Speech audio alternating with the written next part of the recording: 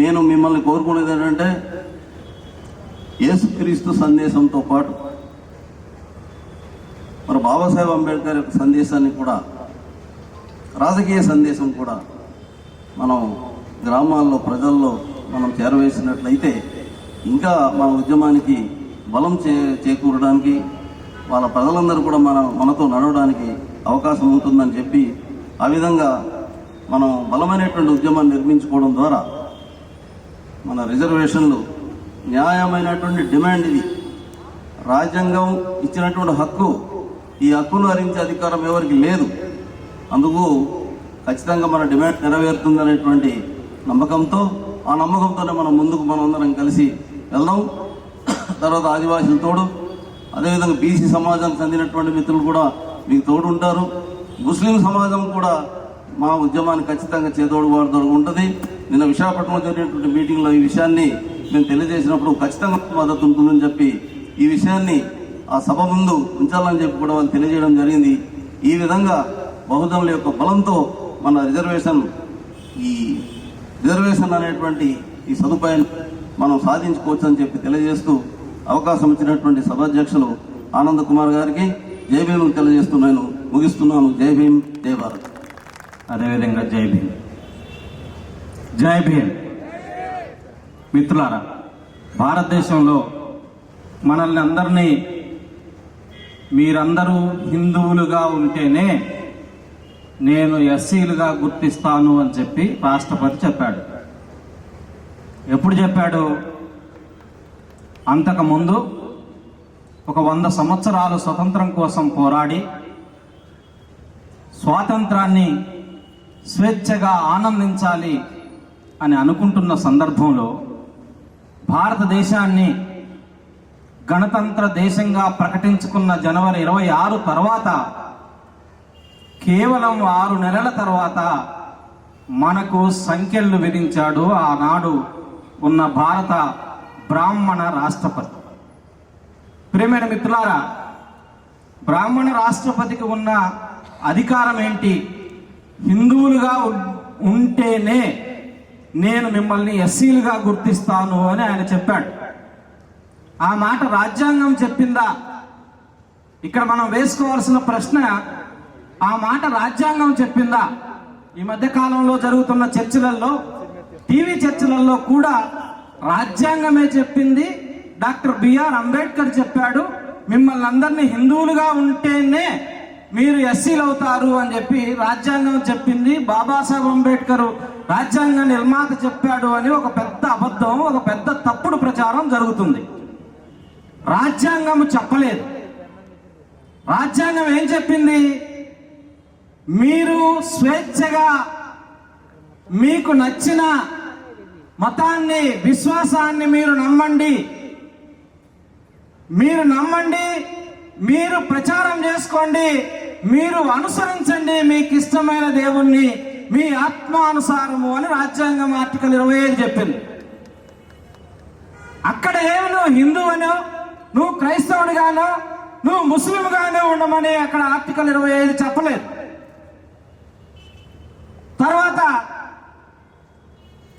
Article 25 తర్వాత మనకు article 14 ఉంది.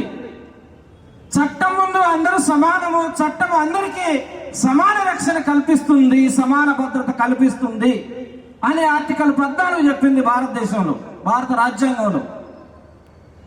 అక్కడ కూడా హిందువులు ఒక రకంగా, క్రైస్తవులు ఒక రకంగా, ముస్లింలు ఒక రకంగా అని భారత రాజ్యాంగము చెప్పలేదు. ఈ రెండింటికి పూర్వము 1932వ సంవత్సరంలో లండన్లో ఒక పెద్ద సభ జరిగింది. భారతదేశం నుంచి అనేక మంది అక్కడికి వెళ్ళారు. అక్కడ బాబాసాహెబ్ అంబేద్కర్ కూడా మన తరపున వెళ్ళి మాట్లాడాడు. ఆ సభలలో, ఆ సమావేశాలలో చాలా గట్టిగా బ్రిటిష్ వారిని వాదించాడు.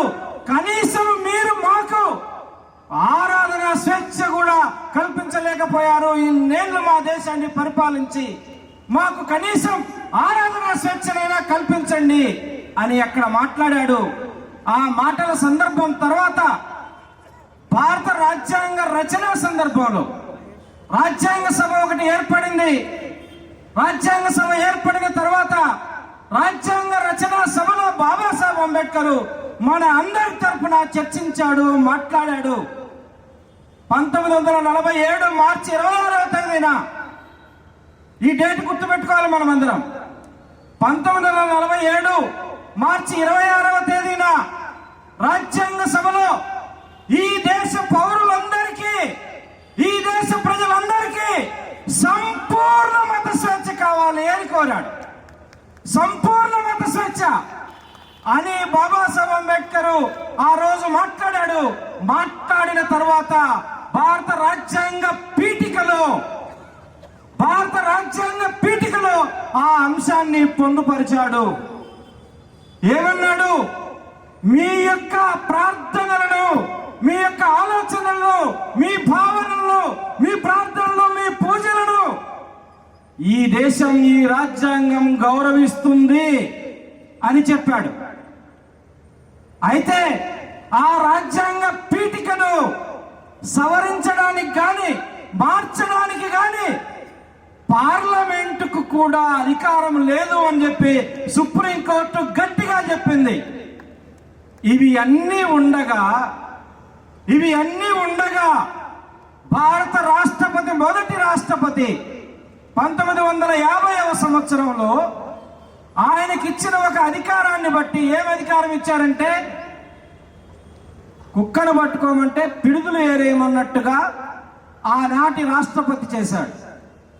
ఆర్టికల్ 341 భారత రాజ్యాంగము ఆర్టికల్ 341లో ఎస్సీల జాబితాలో చేర్చడానికి కానీ, కొన్ని కులాలను తొలగించడానికి కానీ రాష్ట్రపతికి ఆ రోజు అధికారం ఇవ్వబడింది రాజ్యాంగంలో. అది ఈ రోజు కూడా ఉంది అధికారం. ఆ ఆర్టికల్లో ఎక్కడ కూడా మతానికి సంబంధించిన మాట, ఒక్క పదం కూడా లేదు. అయితే ఆ రోజు జరిగిన కుట్రలో భాగంగా రాష్ట్రపతి, ఆ రోజు ఉన్న కేబినెట్ వారికి ఇచ్చిన అధికారాన్ని దుర్వినియోగం చేసి, దళితులను మాత్రమే, మీరు హిందువులుగా ఉంటేనే మిమ్మల్ని ఎస్సీలుగా గుర్తిస్తాము అని చెప్పారు. ఈరోజు మనం మాట్లాడుతున్నది రిజర్వేషన్ల సమస్య కాదు. మనం మాట్లాడుతున్నది ఆత్మగౌరవ సమస్య. మనం మాట్లాడుతున్నది సమానత్వానికి సంబంధించిన సమస్య. మనం మాట్లాడుతున్నది సోదర భావానికి సంబంధించిన సమస్య. మనం మాట్లాడుతున్నది ఈ దేశంలో నన్నెందుకు మనిషిగా గుర్తించవు, నన్నెందుకు నువ్వు ఒక మతానికి నన్ను కట్టిపడేస్తున్నావు. భారతదేశం మత స్వేచ్ఛనిచ్చినటువంటి ఈ దేశంలో 1948వ సంవత్సరంలో జెనీవాకు వెళ్లి ఐక్యరాజ్య సమితిలో నా దేశ ప్రజలందరికీ సంపూర్ణ మత స్వేచ్ఛ ఇవ్వడానికి నేను ఒప్పుకుంటున్నాను అని చెప్పి, ఈ దేశం నుంచి ప్రతినిధి వెళ్లి అక్కడ సంతకం చేసి వచ్చిన వాడు, ఈ దేశంలో దళితులకు మాత్రమే మీరు హిందువులుగా ఉండాలి, ఉంటేనే నేను మిమ్మల్ని ఎస్సీలుగా గుర్తిస్తాను అని చెప్పి ఒక షరతు విధించాడు. అది వేరే ఎవరికి విధించలేదు. ఇది సంపూర్ణంగా రాజ్యాంగానికి వ్యతిరేకమైన మాట. రాజ్యాంగానికి వ్యతిరేకంగా 1950వ సంవత్సరంలో తీసుకున్న నిర్ణయము అది ఈ రోజు కూడా కొనసాగుతుంది. అటు ఆ రోజు అధికారంలో ఉన్న కాంగ్రెస్ గాని, ఈ రోజు అధికారంలో ఉన్న బీజేపీ గాని, ఇక్కడ అధికారంలో ఉన్న పార్టీలు గాని మన గురించి మాట్లాడట్లేదు, మన గురించి చర్చించడం లేదు. మిత్రులారా, రాష్ట్రపతికి 341లో ఏ రకంగానైతే ఎస్సీలను తొలగించడానికి లేదా చేర్చడానికి అధికారం ఇచ్చారో, అదే విధంగా ఆ ఆర్డర్ని 1950లో ఇచ్చినటువంటి ఆర్డర్ని తొలగించడానికి, రద్దు చేయడానికి కూడా ఆర్టికల్ 123 క్లాస్ 2(b)లో అధికారం ఇచ్చారు. ఏం అధికారం అంటే, పార్లమెంటు రాజ్యసభ సెషన్స్ లో లేనప్పుడు ఆ యొక్క ఆర్డర్ని విత్డ్రాజ్ వెనక్కి తీసుకునేటువంటి అధికారం ఉంది. 2 నిమిషాలలో కొట్టివేయడానికి అవకాశం ఉన్నటువంటి అంశాన్ని ఇన్ని 75 ఏళ్ల నుంచి నానబెడతా ఉన్నారు. కాబట్టి మనము అర్జీల ద్వారా వినతి పత్రాల ద్వారా వెళితే కుదరదు. మనము ఖచ్చితంగా పోరాడాలి. బాబాసాహెబ్ అంబేద్కర్ ఆలోచన విధానంతో పోరాడటానికి మనందరం సిద్ధపడిన రోజు మాత్రమే మనకు హక్కులు నిలబడతాయని చెప్పి తెలియజేస్తూ, ఈ అవకాశం ఇచ్చినందుకు కృతజ్ఞతలు తెలియజేస్తూ నేను ముగిస్తా ఉన్నాను. Thank you. అలాగే ఈ మీటింగ్కి అనేక ప్రాంతాల నుంచి, సుదూర ప్రాంతాల నుంచి వచ్చేసినటువంటి మీ అందరికీ కూడా నా హృదయపూర్వక వందనాలు తెలియజేసుకుంటూ, ఈరోజు ఈ దళిత క్రైస్తవుల ఆత్మగౌరవ సభ ముఖ్యమైన ఉద్దేశాన్ని నేను కొంచెం విపులంగా చెప్పదలిచాను. సురేష్ గారు చాలా ఆవేశంతో, తన ఆవేదన అలా ఉంది మరి ఆయన మనసులో, చాలా ఆవేశంతో ప్రసంగించారు. మరి ఒక్కొక్క దళితుడి మనస్సులో ఉన్నటువంటి ఆవేదన అలా బయటకు వచ్చింది, అంత ఆవేశంతో బయటకు వచ్చింది. కాబట్టి ఈ ఆవేదన అందరి మనస్సుల్లో ఉంది. ఎవరైతే దళిత క్రైస్తవులుగా ఉన్నారో ఇవాళ వారందరి మనస్సుల్లో ఒక ఆవేదన ఉంది. 75 సంవత్సరాల నుంచి మనం దళిత క్రైస్తవులుగా మిగిలిపోయాం. మన కులం దళితుల కులం అయినప్పటికీ కూడా, మన కులం పేరు ప్రెసిడెంట్ గారు ప్రకటించినటువంటి ఆ 59 కులాల జాబితాలో ఉన్నప్పటికీ కూడా కేవలం మనం క్రైస్తవం అన్న ఒక్క కారణం చేత మరి మనకి రిజర్వేషన్ ఫలాలు దక్కడం లేదు. ప్రభుత్వం వారు అందించే వివిధ ఉపకార వేతనాలు కావచ్చు, సీట్లు కావచ్చు, మెడికల్ సీట్లు కావచ్చు, ఇంజనీరింగ్ సీట్లు కావచ్చు, ఉద్యోగాలు కావచ్చు, ఉద్యోగాలలో ప్రమోషన్లు కావచ్చు, ఇవన్నీ ఏవి దక్కకుండా పోతున్నాయని చెప్పి ఒక ఆవేదన మరి ఇవాళ వ్యక్తమవుతా ఉంది. కొంతమంది బహిరంగంగా వ్యక్తం చేస్తూ ఉంటారు, కొంతమంది లోపల అంతర్లీనంగా బాధపడిపోతూ ఉంటారు. అంతర్లీనంగా బాధపడటం వల్ల ప్రయోజనం లేదు. క్రైస్తవ సోదరులారా, దళిత క్రైస్తవులారా, మీరందరూ బయటికి రావాలి, మీరందరూ ఐకమత్యంగా ఉండాలి. మనం ఏమైతే దేనికోసమైతే పోరాటం చేస్తున్నామో దానికోసం అందరం సంఘటితంగా ఉండాలి. మరి ఈ రాష్ట్రంలో నిర్వహిస్తున్నటువంటి మొట్టమొదటి సభ కాబట్టి మరి వందన ఈ మాత్రమైనా ఉన్నందుకు నాకు చాలా సంతోషంగా ఉంది. దీనికి మనం ముఖ్యంగా దీని యొక్క చరిత్ర గురించి తెలుసుకుందాం, ఎందుకు మనకి రావట్లేదని. మనకి మీ అందరికీ తెలుసు, మనకి స్వాతంత్రం 1947 ఆగస్ట్ 15 నాడు వచ్చింది. మరి అప్పటికే రాజ్యాంగాన్ని రచించేటువంటి కాన్స్టిట్యూంట్ అసెంబ్లీ ఏర్పాటైంది.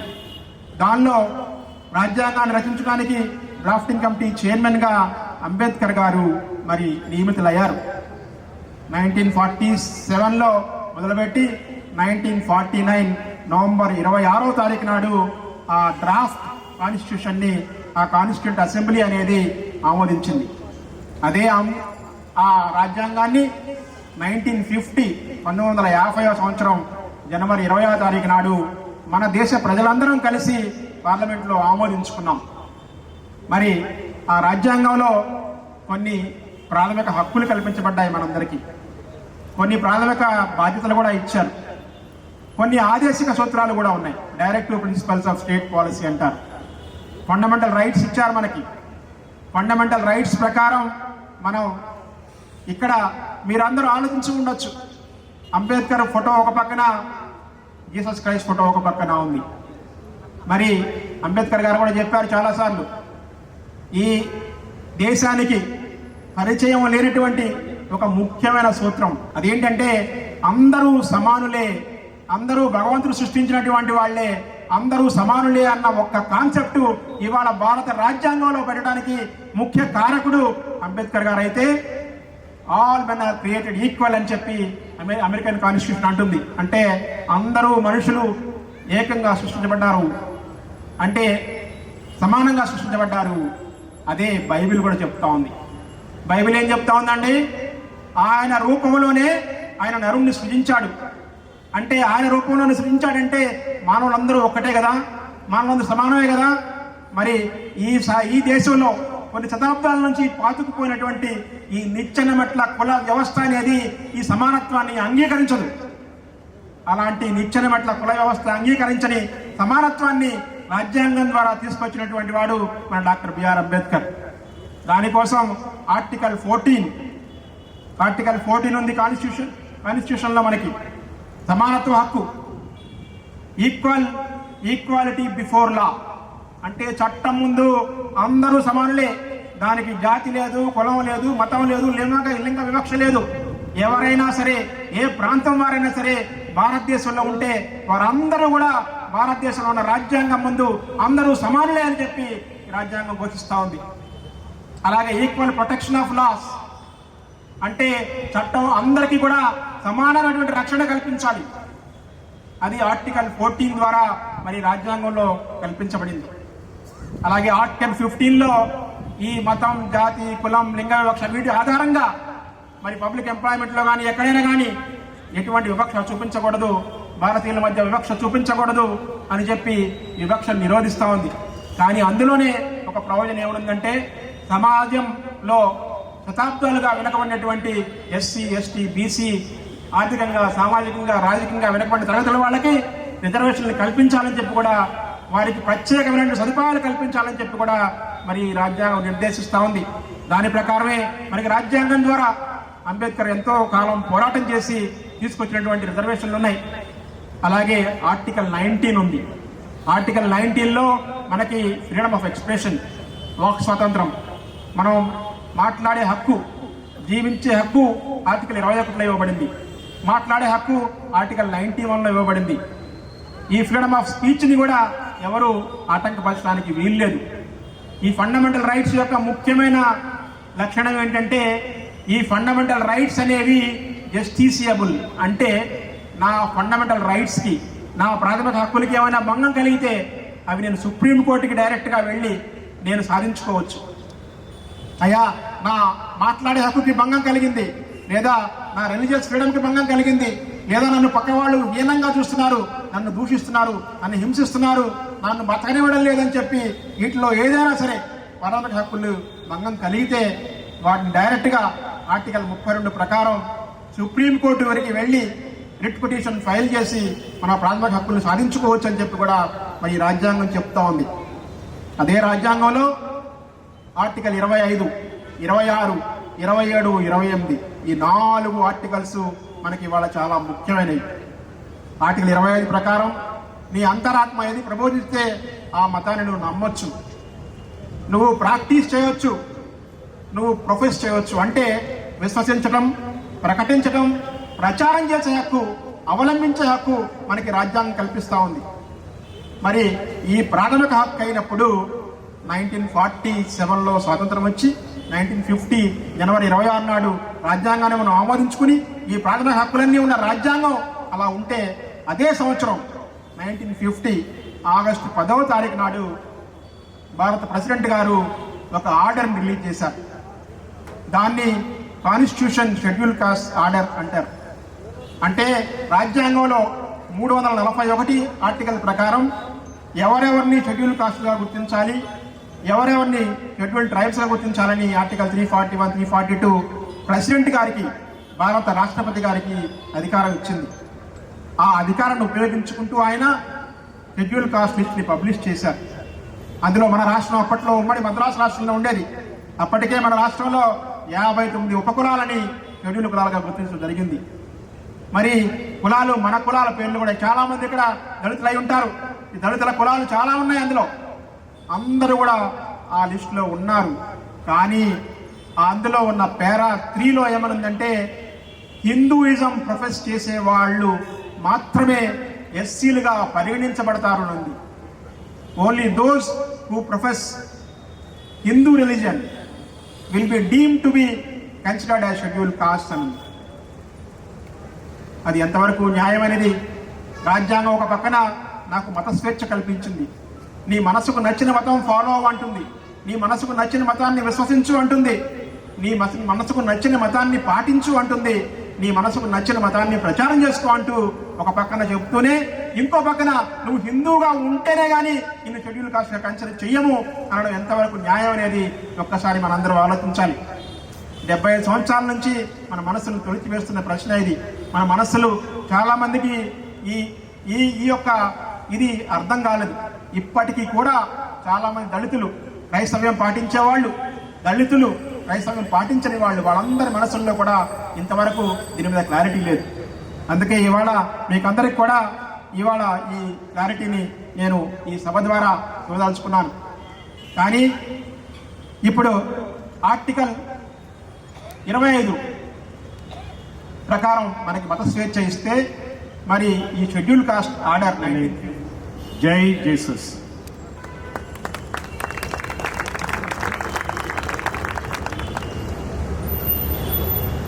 ఈ రోజున మరి ఈ కార్యక్రమాన్ని ఆర్గనైజ్ చేసినటువంటి త్రిపుల్ సి డానియల్ గారు, అలానే ఎన్ఎండిసి చైర్మన్ గారు శామ్యూల్ ఆనంద్ కుమార్ గారు, సహచర IPS officer, retired IPS officer Baburao గారు, మా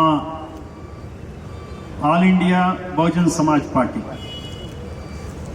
ఇది మన పార్టీ, South India party, All India Bahujan Samaj Party, ఇది Kanshiram Bahujan Samaj Party, All India Bahujan Samaj Party అధ్యక్షులు, రాష్ట్ర అధ్యక్షులు లఖే రాజారావు గారు, ఆదివాసీల నేత, మొట్టమొదటిసారి బీఎస్పీలో ఎమ్మెల్యేగా అయ్యారు సౌత్ ఇండియాలోనే, అటువంటి ప్రముఖ నాయకులు, అలాగే మా స్టేట్ కోఆర్డినేటర్ ఈ మొత్తం కార్యక్రమానికి ఒక బ్రహ్మాండమైనటువంటి వ్యూహాత్మకంగా ఆర్గనైజ్ చేసినటువంటి పక్కా పరంజ్యోతి గారు. తర్వాత చాలామంది పెద్దలు ఉన్నారు, పాల్ గారు ఉన్నారు, తెన్నేటి జయరాజ్ గారు విశాఖపట్నం నుంచి వచ్చారు, సీనియర్ డాక్టర్, ఇంకా తదితర పెద్దలకి మరి వచ్చిన మిత్రులందరికీ శుభాకాంక్షలు. ఇందాక ఒక మాట మాట్లాడుతూ మన శామ్యూల్ ఆనంద్ కుమార్ గారు అన్నారు, మరి మతం మారితే కులం మారదు కదా అని. ఓసీలకి ఈ రోజున రిజర్వేషన్లు ఉన్నాయి, బీసీలకి రిజర్వేషన్లు ఉన్నాయని, ఎస్సీలకి రిజర్వేషన్లు ఉన్నాయని, ఎస్టీలకి రిజర్వేషన్లు ఉన్నాయని ఎద్దేవా చేసేవాళ్ళు. ఈ ఎద్దేవా చేసిన వాళ్లే వాళ్ళ కోసం రిజర్వేషన్లు పెట్టుకున్నారు. కమ్మ రెడ్లకు రిజర్వేషన్లు ఉన్నాయి, తెలుసా మీకు? అవి మనకు చాలామందికి తెలియదు. ఉందా లేదా చెప్పండి. కమ్మారెడ్లకి 10% రిజర్వేషన్లు ఉన్నాయి. ఈ రాష్ట్రంలో కమ్మలు ఉంది 3.31%, అంటే 3%. రెడ్లు ఉన్నది 4.82%, 4.82. ఇద్దరు కలిపి ఉన్నది 8%. ఈ 8% ఉన్నటువంటి కమ్మారెడ్లకి మరి రిజర్వేషన్లు ఉన్నాయి. ఆ రిజర్వేషన్లకి ఏ పోరాటం చేశారో చెప్పండి. ఎక్కడన్నా చేశారా? మరి 70 సంవత్సరాలుగా దళిత క్రిస్టియన్లు పోరాటం చేస్తుంటే, ఆరాట పడుతుంటే ఎవరైనా పట్టించుకున్నారా? ఎందుకు పట్టించుకోలేదు? వాళ్ళకు వాళ్ళు రిజర్వేషన్లు ఎట్లా ఇచ్చుకున్నారు అనేది మనకు అర్థం కావాలి. దళిత క్రిస్టియన్ అయితే మరి ఎస్సీ కింద పరిగణించకుండా ఉండటానికి మరి కులం యొక్క స్టేటస్ పెరిగిపోద్దండి. ఒక రెడ్డి క్రిస్టియన్ అనుకోండి, అతన్ని రెడ్డి క్రిస్టియన్ అంటారు కానీ రెడ్డిగానే చూస్తారు. కమ్మ క్రిస్టియన్ని కమ్మగా చూస్తారు, కమ్మగా చూస్తారు. మరి ఎస్సీ క్రిస్టియన్ని ఎస్సీగానే చూస్తారు. క్రిస్టియన్లు అందరూ ఒకటా? కానే కాదు. మరి అలాంటప్పుడు ఈ వివక్ష ఏమిటి? ఇది కుల వివక్ష. ఈ దేశం ఈ కుల వివక్ష కారణంగానే విదేశం నుంచి, రకరకాల దేశాల నుంచి రాజులు, దుర్మార్గులు దాడి చేసి ఆక్రమించుకున్నారు. ఈ కుల వివక్ష కారణంగానే, కుల వివక్ష వలన విడిపోయి ఉంటాం వాళ్ళని. మనం ఇప్పటికి కూడా విడిపోయి బతుకుతున్నాం. ఈరోజు ఏదోటి దొరికితే చాలు, తిని పడుకుందాం, రేపటి సంగతి రేపటి చూద్దాం అనే ధోరణి మనకు అలవాటు అయిపోయింది. మన బాగోగులు మనం చూసుకునే పరిస్థితుల్లో మనం చూడట్ల. ఇందాక మిత్రులు కూడా చెప్తున్నారు, దేవుడు అన్నీ చూసుకుంటాడని. మరి దేవుడు అన్నీ చూసుకునేట్టయితే పొద్దున కూలికి ఎందుకు పోతున్నారో చెప్పండి. పొద్దున్నే కూలికి ఎందుకు వెళ్తారో? రేపు పొద్దున ఇక్కడికి ఎట్లా వస్తారు మీరు? దేవుడు అన్నీ చూసుకుంటా ఉంటే మన వంతు ప్రయత్నం మనం చేయాల. ఏ దేవుడైనా చెప్పేది అదే, మీరు చేయాల్సింది మీరు చేయండి, నేను చేసేది నేను చేస్తాను. ఏ దేవుడైనా చెప్పేది అదే. మరి ఆ రకంగా మనం పోరాటం చేయాల్సిన అవసరం ఉంది. అయితే మనం ఏం చేస్తున్నాం? పోరాటం చేసే దగ్గర ఒక దేవుడికి మొక్కుతున్నాం, ఇంకో దేవుడి హుండీలో డబ్బులు వేస్తున్నాం. అవునంటారా కాదంటారా? అది ఎట్లా అని అడగచ్చు. మనం ఎవరైతే మనకు అన్యాయం చేస్తున్నారో వాళ్ళకే మనం హుండీలో డబ్బులు వేస్తున్నాం. ఆ దేవుళ్ళకి, ప్రజాదేవుళ్ళకి.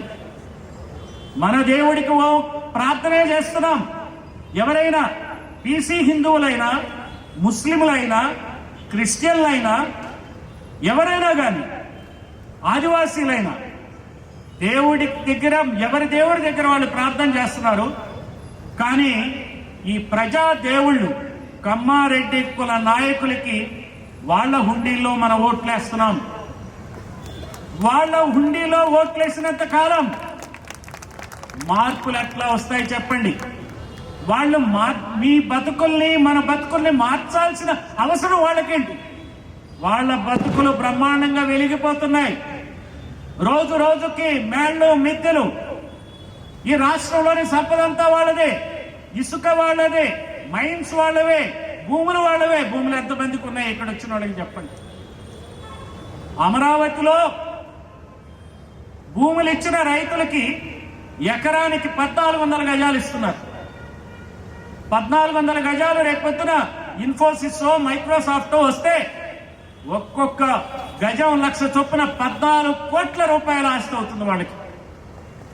ప్రతి సంవత్సరం 30-40 వేల రూపాయలు ఇస్తున్నారు. ఆ గ్రామంలో ఉన్నటువంటి బీసీలు కానీ, ఎస్సీలు కానీ, ఎస్టీలు కానీ, ముస్లింలకు కానీ వాళ్ళకి భూములు లేవు. వాళ్ళకి ఏమైనా కాంపెన్సేషన్ ఇస్తున్నారా? మరి వాళ్ళు అక్కడ చెప్పులు కుడతారు, కుండలు చేస్తారు, చాకలి పని చేస్తారు, మంగళ పని చేస్తారు, కూలి పని చేస్తారు, చిల్లర కొట్టు పెట్టుకుంటారు. వాళ్ళ జీవన భృతి పోయినట్టేగా. వాళ్ళకి ప్రభుత్వం కాంపెన్సేషన్ ఇస్తుందా? మనం ఎప్పుడన్నా అడుగుతున్నామా? ఇది తెలుసుకుంటున్నామా? ఇదంతా మనం గమనించాలి, దీనికి డిమాండ్ చేయాలి. అమరావతిలో పెద్ద పెద్ద టవర్స్ వచ్చి పెద్ద పెద్ద ఆకాశ హర్మ్యాలు నిర్మిస్తే అక్కడ రేపొద్దున బీసీ, ఎస్సీ, ఎస్టీ, మైనారిటీలు చేయాల్సిన పనులు ఏంటంటే ఇళ్లల్లో పని మనుషులు పని చేయాల, డ్రైవర్లుగా చేయాలా, వాచ్మెన్లుగా చేయాలా, లేకపోతే అడుక్కుని తినాలా. అంతేనంటారా కాదంటారా? ఇదా మన మోడల్ ఆఫ్ డెవలప్మెంట్? ఇంతమంది ఈ రోజున 18% ఉన్న ఎస్సీల సమస్య. చాలా మంది ఈ రోజున ఉన్న మన రాష్ట్రంలో 5 కోట్ల మంది ఉంటే డైరెక్ట్ గా కానీ ఇండైరెక్ట్ గా కానీ ఎస్సీ జనాభా ఈజీగా 1 కోటి ఉంటుంది. 1 కోటి మంది ఉంటారు, అందులో అనుమానమేం లేదు. చెప్పకపోవచ్చు, దాచుకోవచ్చు, ఆత్మగౌరవం లేకుండా బతుకుతూ ఉండొచ్చు. ఈ ఆత్మగౌరవం లేని బ్రతుకుని ఇస్తుంది ఈ వ్యవస్థ, ఈ ప్రజాదేవుళ్లే. ఆ దేవుళ్ళని దూరం పెట్టినంత కాలం మనం ఆత్మగౌరవాన్ని చంపుకొని బతకాలి. నిర్ణయించుకోవాలి మనం. ఇక్కడ నిర్ణయించుకోవాల్సింది దళిత క్రిస్టియన్లే కాదు. ఈ రోజున ఆదివాసీల సమస్య కూడా చెప్తా మీకు. ఏజెన్సీ ఏరియాలో ఆదివాసీల యొక్క జాబులు ఆదివాసీలకే పరిమితం. దాన్ని ఇప్పుడు అందరికీ ఓపెన్ చేశారు. ఆదివాసీలు ఏమన్నా పెరిగిపోయారా? ఒక్కొక్కళ్ళు అక్కడ ఏమన్నా పెద్ద పెద్ద ఆకాశ హర్మ్యాలు కట్టారండి? మల్టీ స్టోరేజ్ బిల్డింగ్స్ ఉన్నాయా? అపార్ట్మెంట్స్ ఉన్నాయా? ఆదివాసీలకు కార్లు ఏమన్నా ఉన్నాయా? ఎందుకు ఎత్తేసారో అర్థం కావట్లేదు. ఇది కూడా ప్రశ్నించేవాడే లేదు. ఆ ఆదివాసీల సంగతి కూడా మనం ఆలోచించాల. ముస్లింలు ఈ రోజున వాళ్ళ పరిస్థితి ఏంటో అది కూడా మనం ఆలోచించాలి. వక్ఫ్ బోర్డులో ముస్లిమేతరులను పెడుతున్నారు. మరి టీటీడీ తిరుమల తిరుపతి దేవస్థానం, ఆ దేవస్థానంలో హిందువులు కాకుండా ఎవరినన్నా బోర్డు మెంబర్లుగా ఉంచుతారా? చెప్పండి, ఉంచుతారా? మరి అలాంటప్పుడు ముస్లిం వక్ఫ్ బోర్డులో ఎందుకు ఉంచాలా? వాళ్ళ సమస్యను కూడా మనం ఆలోచించాలి. అట్లానే బీసీ హిందువులు వాళ్ళ పరిస్థితి ఏంటి చెప్పండి? వాళ్ళకి ఎవరు నష్టం చేస్తున్నారు చెప్పండి? వాళ్ళకి రిజర్వేషన్ల విషయంలో, కులగణన విషయంలో స్వాతంత్రం వచ్చిన దగ్గర నుంచి ఇప్పటి వరకు కులగణన చేయలే. అంబేద్కర్ పుణ్యమాని కులగణన ఎస్సీలకు, ఎస్టీలకు సాగింది. మత గణన సాగింది, బీసీ కులాల గణన సాగల. దాని గురించి ఎన్నో ఉద్యమాలు చేస్తాడు. కాంగ్రెస్ ప్రభుత్వం చేయాల, బీజేపీ ప్రభుత్వం చేయాల. ఈ రోజున కులగణనకి ఇచ్చామంటున్నారు ఆర్డర్స్. అది ఏం చేస్తారో కూడా ఇంకా మనకు తెలియదు.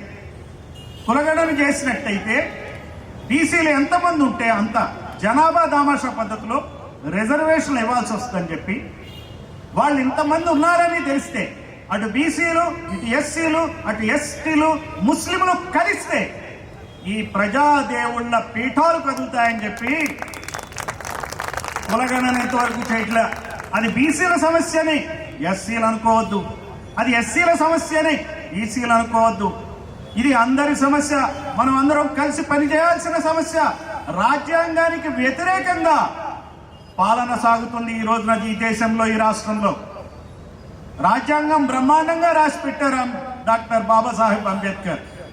మరి దాన్ని నిలుపుకోవటంలో, దానిలోని ఏవైతే ఇందాక చెప్పారు ఆర్టికల్స్ వైజ్ ఏ ఆర్టికల్లో ఏ రకమైనటువంటి రక్షణ ఉందని, దాన్ని మనం సాధించుకోవటంలో అందరూ కలిసికట్టుగా పనిచేయాలి. అందుకనే all India Bahujan Samaj party తరఫున పరంజ్యోతి గారి నాయకత్వంలో, మన లక్కే రాజారావు గారి నాయకత్వంలో మేము ఖచ్చితంగా రాష్ట్ర వ్యాప్తంగా ఈ సమస్య మీద మేము ఉద్యమిస్తాం. సమస్య మీద ఉద్యమించాల్సిన అవసరం ఉందని మీరు గుర్తించండి. దేవుడే చూసుకుంటాడు కాదు, దేవుడు చూసుకుంటాడు. మనం ఒక అడుగేస్తే ఆయన 10 అడుగులు వేస్తాడు. అది దేవుడు. మనం ఒక్కడుగు కూడా వేయకుండా అడుక్కుంటా కూర్చుంటే ఆయన ఏం చేస్తాడు? ఆలోచించాలి మనం. ఇది ఏ దేవుడికైనా వర్తిస్తుంది. ఈ రోజున కులవోక్ష లేదు లేదు లేదు అని అంటున్నారు. ఇంకా ఎక్కడుందండి కులం అంటున్నారు. ఇప్పుడు నేను మాట్లాడుతున్నా, ఈ రోజున మాట్లాడుతూ ఉంటే నేనెవరు అని అడుగుతూ ఉంటారు, అనుకుంటా ఉంటారు. అనుకుంటారా అనుకోరా నాకు చెప్పండి. ఈయనేంటి పూర్ణచంద్రరావు కాబట్టి క్రిస్టియన్ గాడేమో ఫస్ట్. అదైనాక ఎర్రగా బుర్రగా ఉన్నాడు, మాటలంతా డిఫరెంట్గా ఉంది, బహుశా ఈయన ఏమన్నా హిందువేమో అవునంటారు. కాదు, హిందూ అయితే ఎవరబ్బాయి ఇతను? కమ్మలాగా కనపడుతున్నాడు, బ్రాహ్మణులాగా కనపడుతున్నాడు, ఏదో తేడా ఉంది ఇతను. ఇలా లెక్కలేసి చివరికి వెతకటం మొదలు పెడతారు. మరి కుల వివక్ష లేదని అంటారా అండి? చెప్పండి. కులపరమైన ఆలోచన లేదా అండి మన దగ్గర, మన దేశంలో? మీరేముంట్లని అడుగుతారు కదండి. ఇక్కడ విజయవాడలో ఏమంటారు? పైన అమ్మవారు, కింద కమ్మవారు. మిగిలిన వాళ్ళు ఎవరు? ఇది వివక్ష కాదా? మరి జగన్మోహన్ రెడ్డి క్రిస్టియన్ అయినప్పటికీ మరి ఈ దళిత క్రిస్టియన్ల సమస్య ఎందుకు పరిష్కరించలేదు ఆలోచించారా? ఓటు ఆయనకేస్తే ఏమి లాభం చెప్పండి? హాయిగా ఎన్నికైతాడు, చక్కగా ప్యాలెస్లు కట్టుకుంటాడు, హెలికాప్టర్లో తిరుగుతాడు. ఆయన కూడా బైబిల్ పట్టుకుని ప్రమాణం చేస్తాడు, పదవిని అనుభవిస్తాడు. మరి దళిత క్రిస్టియన్లకి ఏం ఒరిగింది నాకు చెప్పండి. అలాగే కమ్మ ప్రభుత్వం వస్తే దళిత క్రిస్టియన్లకి ఏం ఒరిగింది చెప్పండి. మీరు ఆలోచించుకోవాలా. దీనికి ఇవన్నీ ఆలోచించే కాన్షీరామ్ ఏనాడో బహుజన్ సమాజ్ పార్టీ పెట్టాడు. బహుజనులు అంటే మెజారిటీ ప్రజలని అర్థం. బహుజనులు అంటే ఈ మధ్య ఈ పార్టీలన్నీ ఏం చేసినాయంటే బహుజనులు అంటే ఎస్సీలు అనేటువంటి అర్థాన్ని తీసుకెళ్ళిపోయింది. బహుజన్ బిఎస్పీ అంటే బహుజన సమాజ్ పార్టీ అంటే ఎస్సీల పార్టీ అండి. ఆ రకంగా తయారు చేశారు. కానీ ఆయన అన్నది ఏంటంటే బహుజనులు అంటే మెజారిటీ ప్రజలు, ఎస్సీలు, ఎస్టీలు, బీసీలు. ఎవరైతే పాలనకి, రాజ్యాధికారానికి దూరంగా ఉన్నారో వాళ్ళు. ఈ రోజున రాష్ట్రంలో రాజ్యాధికారం ఏ కులాల చేతుల్లో ఉందో చెప్పండి? 2 కులాలు. చెప్పారు, కరెక్ట్ చెప్పారు. వాళ్ళ శాతం ఎంత? జనాభా శాతం 8%. ఎంత? 8%. మిగిలిన వాళ్ళు ఎంత? 92%. 92% ప్రజలందరూ ఒక్కసారి ఆలోచించండి. మన ప్రభుత్వాలు ఏర్పడతాయి. మన ప్రభుత్వాలు వస్తే కమ్మారెడ్లు ఎట్లయితే 10 రోజుల్లో 10% రిజర్వేషన్ తెచ్చుకున్నారో ఈ దళిత క్రిస్టియన్ల సమస్య ఒక్క రోజులోనే మొదటి ఫైలు మీద సంతకం. మన వల్ల కాదనుకోకండి. ఇక్కడ కావాల్సింది ఆత్మస్థైర్యం. ఓటు అందరిది ఒకటే. బాబాసాహెబ్ అంబేద్కర్ రాసిన రాజ్యాంగం ప్రకారం చాలా చర్చలు జరిగినాయి. ఎవరికి ఓట్లు ఇవ్వాలా అని. కొంతమంది చదువుకున్న వాళ్ళకే ఇవ్వాలన్నారు, కొంతమంది భూములు ఇచ్చిన వాళ్ళకే ఇవ్వాలన్నారు, ఉన్నోళ్ళకే ఇవ్వాలన్నారు, కొంతమంది వ్యాపారాలు చేసి ట్యాక్స్ కట్టే వాళ్ళకి ఇవ్వాలనుకున్నారు. అట్లా కాదు, అందరికీ ఓటు హక్కు ఇవ్వాలని చెప్పి బాబాసాహెబ్ అంబేద్కర్ పోరాడాడు. కాబట్టి మనందరికీ ఓట్లు ఉన్నాయి. ఓటు అంటే ఏంటి? షేర్. ఈ గవర్నమెంట్ లో షేర్లు అంటారు కదా, వ్యాపారాల్లో షేర్లు ఉంటాయి కదా, మనకు ఒక్కోళ్ళకి ఒక్క షేర్ ఉంది. ఈ షేర్లు మన షేర్లు మనం పెట్టుకుని మనకి మనం ఓటు వేసుకున్న రోజున మనం ఎవరిని అడగక్కర్లా, వాళ్ళకి ఇవ్వాల్సి వస్తుంది. ఆ రోజున వాళ్ళకి ఇద్దాం, వాళ్ళని సమానంగా చూద్దాం. రాజ్యాంగ పరంగా అందరూ సమానులే, దేవుడి పరంగా కూడా అందరూ సమానులే. ఈ సమానత్వం సాధించాలంటే అందరూ కలిసికట్టుగా పనిచేద్దాం. All India Bahujan Samaj Party ఈ రోజున మీకు ఒక సూచన చేస్తుంది, మీరు ఆలోచించండి. ఉద్యమం చేయందే ఏమీ కాదు. తెలుగులో అంటారు మంత్రాలకు చింతకాయలు రాలవని, అంతే కదా. చింతకాయలు ఎప్పుడు రాలుతాయంటే మనం కూడా మంత్రం ఇవ్వాలా, పైకి వెళ్ళి దాన్ని కోయటానికి ప్రయత్నించాలి. అప్పుడు చింతకాయ ఒకదాని బదులు 2 వస్తాయి ఆ కొక్కేలు అనంటారు కదా. అందువల్ల మన కృషి మనం చేద్దాం. బహుజన్ సమాజ్ పార్టీ మీకు ఇచ్చే ఒక ఐడియా నేను చెప్తాను. పక్క రాష్ట్రం తమిళనాడులో ఇటువంటి బహుజన రాజ్యమే ఉంది. అక్కడ బీసీలు, ఎస్సీలు, ఎస్టీలు, మైనార్టీ రాజ్యం వెళ్తారు. మన కర్మ ఏంటంటే there is darkness under lighthouse అంటారు. దీపస్తంభం కింద చిమ్మ చీకటి. ఇప్పుడు అక్కడ అంత బ్రహ్మాండంగా అక్కడ పాలన సాగుతూ ఉంటే మన దగ్గర ప్రజాస్వామ్య చీకట్లు అలుముకున్నాయి. ఇక్కడ ఆ చీకట్లో మనం బతుకుతున్నాం. అక్కడ పెరియార్ అనే నాయకుడు 80 సంవత్సరాల క్రితం బ్రిటిష్ ప్రభుత్వం మీద నిరసన తెలపడానికి నల్ల బ్యాడ్జీల ఉద్యమం చేపట్టాడు. నల్ల బ్యాడ్జీలు పెట్టుకున్న వాళ్ళని పోలీసులు అప్పుడు అరెస్ట్ చేయడం ప్రారంభించారు. అప్పుడు ఆయన ఆలోచించాడు, అట్లా కాదు, నల్ల చొక్కాలే వేద్దామని. నల్ల రంగు మనం నిరసనకి ప్రతీక. నిరసనకి క్వశ్చన్ చేయడానికి, ప్రశ్నించడానికి నల్ల రంగు ప్రతీక. అందరూ నల్ల చొక్కాలు వేసుకుని ఉద్యమం మొదలు పెట్టారు. అక్కడ విప్లవాత్మకమైన మార్పులు వచ్చాయి. ఎటువంటి కేసుల బాధ లేదు. నేనేమంటానంటే ఇంతమంది రేపొద్దున నెక్స్ట్ బహిరంగ సభకి పిలిపించినప్పుడు నల్ల చొక్కాలు వేసుకురండి, మీ సమస్యలు పరిష్కారం కాకపోతే చెప్పండి. మనం కూడా డిఫైన్ చేయాలా, మనం కూడా చెప్పాలి మనం ఏంటనేది. మనకి ఈ సమస్య ఉంది అని గుర్తిస్తే ఈ సమస్య మాకు తీర్చాలి మీరు అనే విషయాన్ని చెప్పాలంటే ఎలా చెప్తాను చెప్పండి. రోజు మనం మెసేజ్లు పెడతామా, వాట్సాప్ మెసేజ్లు పెడతామా, ఇలా ఎప్పుడు మీటింగ్లు పెట్టుకోగలుగుతామా, ఇంతమంది రాగలుగుతారా? ఇవన్నీ సాధ్యమయ్యే పనులు కాదు. కాబట్టి ఎక్కడున్నా 100 మంది నల్ల చొక్కాలు వేయండి. ఒకరోజు ఒక కాల్ ఇచ్చినప్పుడు ఎన్ఎండిసి తరపున కానీ క్రిస్టియన్ కోఆర్డినేషన్ సెంటర్ తరపున కానీ ఒక కాల్ ఇచ్చినప్పుడు అందరూ ఒక చోట గుమిగూడండి. 26 జిల్లాల్లో 26 చోట్ల 100 మంది చొప్పున 2600 మంది నల్ల చొక్కాలు వేసుకుని కనపడండి. ప్లకార్డ్స్ పెట్టుకోండి, ఏం మాట్లాడకండి. They ends the matter. మనకు కావాల్సిన పనులన్నీ మనకు దొరుకుతాయి. ప్రతి సమస్యకి మార్గం ఇదే. నిరసన తెలిపే పద్ధతి ఇది. ఎందుకంటే ఈ ప్రభుత్వాలు ఎప్పుడు కూడా ఎలా గెలవాలా అని ఆలోచిస్తాయి. తెలంగాణ ఇవ్వాలంటే తెలంగాణ ఇస్తే కానీ కాంగ్రెస్ పార్టీ బతికి బట్ట కట్టదని చెప్పి తెలంగాణ ఇవ్వడం జరిగింది. అంతేగాని తెలంగాణ వాళ్ళ మీద ప్రేమతో ఇవ్వలే, ఆంధ్రప్రదేశ్ వాళ్ళ మీద వ్యతిరేకతతో ఇవ్వలే. అక్కడ గెలవాలంటే ఎలా? అలా గెలవటానికి మార్గాలు చూస్తారు. మనం నిరసన తెలియజేస్తే వీళ్ళని మనం గెలవాలంటే ఏం చేయాలి ఆలోచిస్తారు. ఈ సమస్య వాళ్ళే పరిష్కరించుకుని వస్తారు. మనం ఏంటి రూల్స్ రెగ్యులేషన్ చెప్పక్కర్లా, కోర్టులకు వెళ్ళక్కర్లా. మనం ఎంత చేసినా కోర్టులో కూడా ఏదో ఒక రకమైన అడ్డం పడతా ఉంటుంది. అక్కడ ఒక డెసిషన్ తీసుకుంటే ఎలాగైనా సాధించుకున్నారు. అమరావతిలో రాజధాని పెట్టాలి అని ఎవరు డెసిషన్ తీసుకున్నారు చెప్పండి? ఎవరు తీసుకున్నారు? మనం తీసుకున్నామా? మరి ఆయన తీసుకున్నాక ఆయనే పెట్టుకుంటున్నాడుగా, మళ్ళీ వచ్చి మళ్ళీ ఆయనే చేస్తున్నాడుగా. అక్కడ వద్దు 3 చోట్ల పెట్టాలని నిర్ణయం ఎవరు తీసుకున్నారు?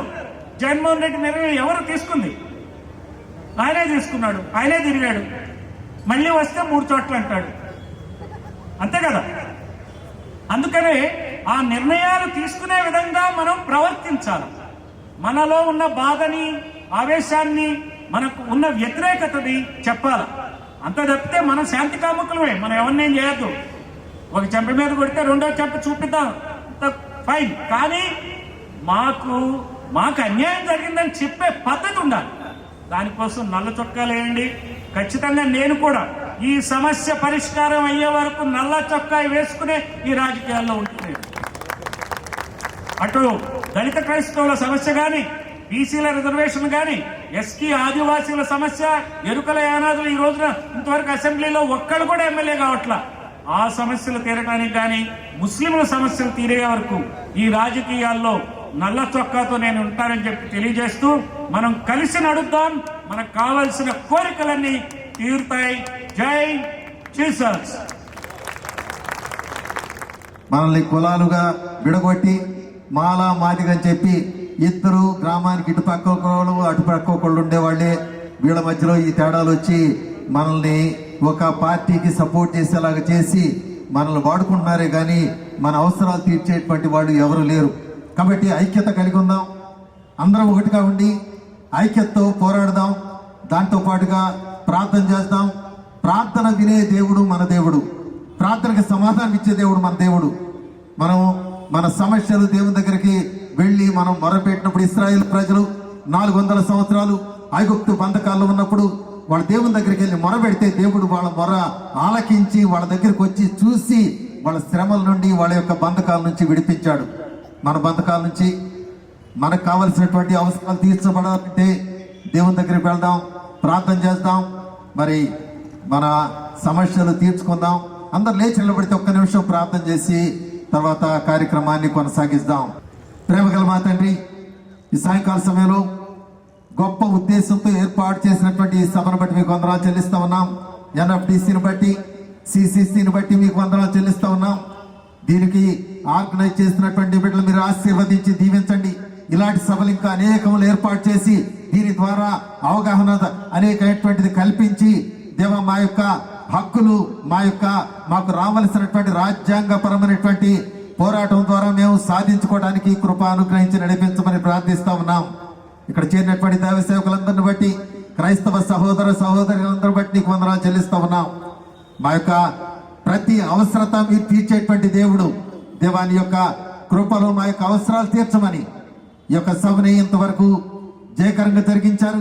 మీరు ఇచ్చిన మంచి వాతావరణాన్ని బట్టి నీకు వందనాలు. దేవా మా యొక్క ప్రతి అవసరత మీరు తీర్చి ఆంధ్ర రాష్ట్రంలో గొప్ప ఉజ్జీవ జ్వాలలు రగులుకొన్నట్లుగా నీ దాసులందరినీ కూడా మీరు హెచ్చించి వాడుకోమని, పరిశుద్ధాత్మ అగ్ని దిగులు వచ్చినట్లుగా కృప అనుగ్రహించి నడిపించమని, దేవా ఈ యొక్క పరిచర్యల ద్వారా నీ సేవ విస్తరింపజేయబడాలా, దాని ద్వారా మా యొక్క ప్రతి సమస్య తీర్చబడడానికి కృప అనుగ్రహించి నడిపించమని క్రీస్తు నామమున వేడుకొని ప్రార్థిస్తున్నాము తండ్రి, ఆమేన్. నాకు ఈ సమయం ఇచ్చినటువంటి పెద్దలకి వందనాలు. అదే రీతిగా ఇక్కడ ఉన్నటువంటి దైవ సేవకులందరూ కూడా ప్రభువైన యేసు క్రీస్తు నామములో వందనాలు తెలియజేస్తూ నేను ముగిస్తా ఉన్నాను. సురేష్ పులుగుజ్జు గారు, ఇంకా ఇక్కడ ఉన్నటువంటి రాజారావు గారు,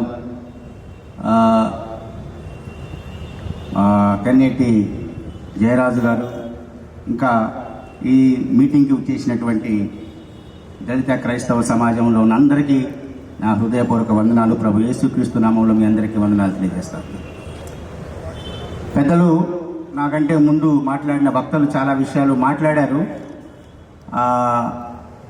ఇంకా ఆ మాటలు రిపీట్ చేయకుండా కొన్ని ముఖ్యమైన విషయాలని ఇంకా దీంట్లో మనం మాట్లాడుకోవాల్సిన విషయాలు 2-3 ఉన్నాయి.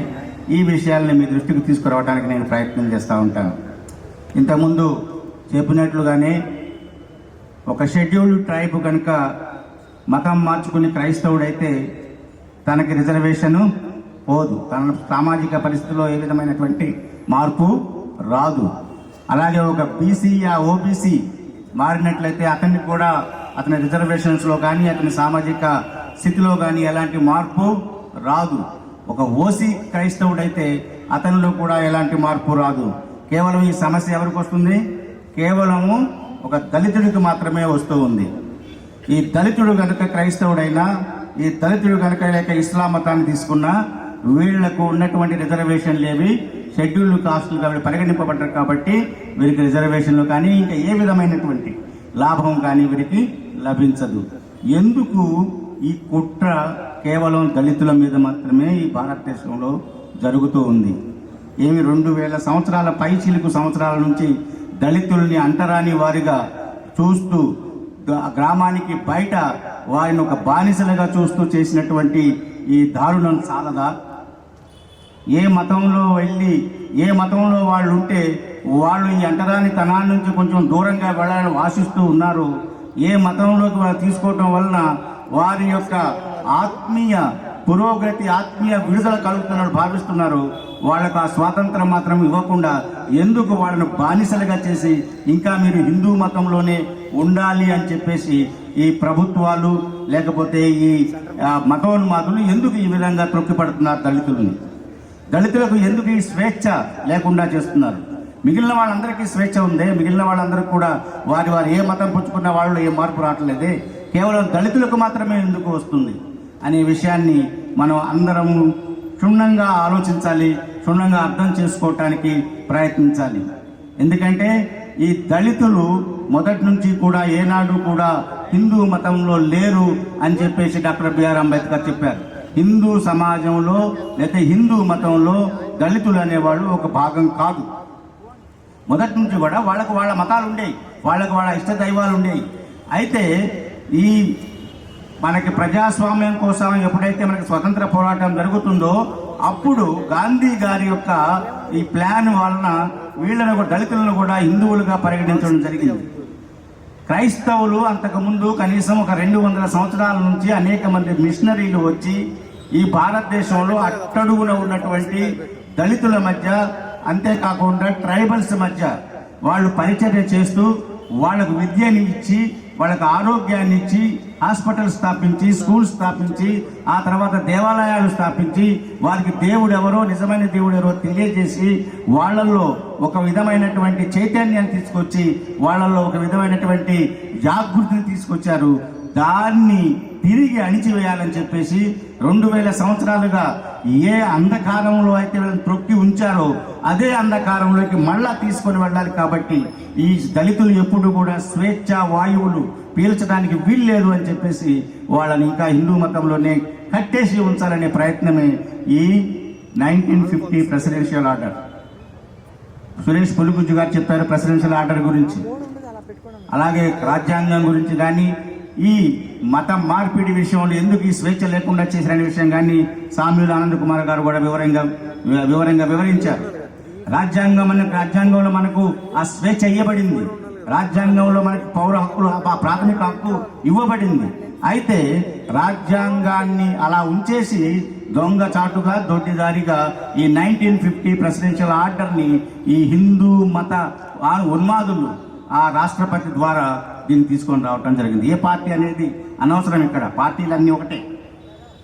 కేవలం ఇక్కడ దళితులు, తర్వాత అగ్రకులాల వాళ్ళు అంటారు. ఏ పార్టీలో ఉన్నా వాళ్ళందరూ ఒకటే. కాబట్టి ఆ రోజు ఏ పార్టీ అయితే ప్రభుత్వంలో ఉందో, ఎవరైతే రాష్ట్రపతిగా ఉన్నారో ఆయన ద్వారా ఈ 1950 ప్రెసిడెన్షియల్ ఆర్డర్ తీసుకొని వచ్చి కేవలం హిందూ మతంలో ఉన్నటువంటి ఈ కులాల వాళ్ళు మాత్రమే షెడ్యూల్డ్ కాస్టులుగా పరిగణింపబడతారు అనేటటువంటి ఓ మెలిక వాళ్ళు తీసుకురావడం జరిగింది. అప్పటి నుంచి 75 సంవత్సరాలుగా ఎంత పోరాడుతున్నా కానీ ఈ రోజు వరకు ఈ దళితులకి స్వేచ్ఛ అనేది మనకు లభించలేదు. కాబట్టి ఈ స్వేచ్ఛ ఎలా లభించాలి? కేవలం దళితులు, దళిత క్రైస్తవులు వీళ్ళు మాత్రమే ఎందుకు దీని గురించి పోరాడాలి? మిగిలిన వాళ్ళు ఎందుకు దీని గురించి పోరాడకూడదు? మిగిలిన వాళ్ళు ఎందుకు మనతో పాటు కలవట్లేదు అంటే మనల్ని ఇప్పటికి కూడా ఇంకా అంటరాని వారిగానే పరిగణిస్తూ ఈ అంటరానితనాన్ని క్రైస్తవత్వం మారినా కానీ ఈ అంటరానితనం మనల్ని విడనాడకుండా ఉంది.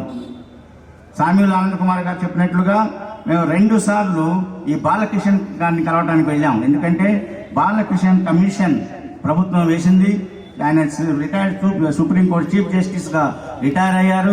ఆయన కమిషన్ ఆయనతో మాట్లాడటానికి 2 సార్లు మేము వెళ్ళాము. 2 సార్లు ఆయనతో మాట్లాడుతున్నప్పుడు ఆయన అంటున్నది ఏంటంటే క్రైస్తవత్వంలో కులం అనేది లేదు, అంటరానితనం అనేది లేదు. కాబట్టి మీకెందుకు రిజర్వేషను? అది కేవలం కులం ఉన్న వాళ్లకు, లేకపోతే అది అంటరానితనం ఉన్న వాళ్లకు మాత్రమే ఈ రిజర్వేషన్ అని చెప్పేసి ఆయన అంటూ ఉన్నాడు.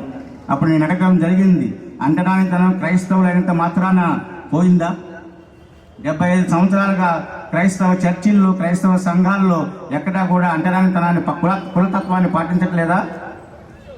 షెడ్యూల్డ్ కాస్టులు కానీ అంటే ఇలా దళితుల్ని అంటరాని వారిగా వారు చూడటం లేదా కొన్ని చర్చిల్లో? ఇప్పటికీ ఎవరైనా ఓసీలు కానీ బీసీలు కానీ క్రిస్టియన్గా కన్వర్ట్ అయితే వాళ్ళ పేరు వెనక ఇంకా వాళ్ళ కులాలను సూచించుకోవటం లేదా?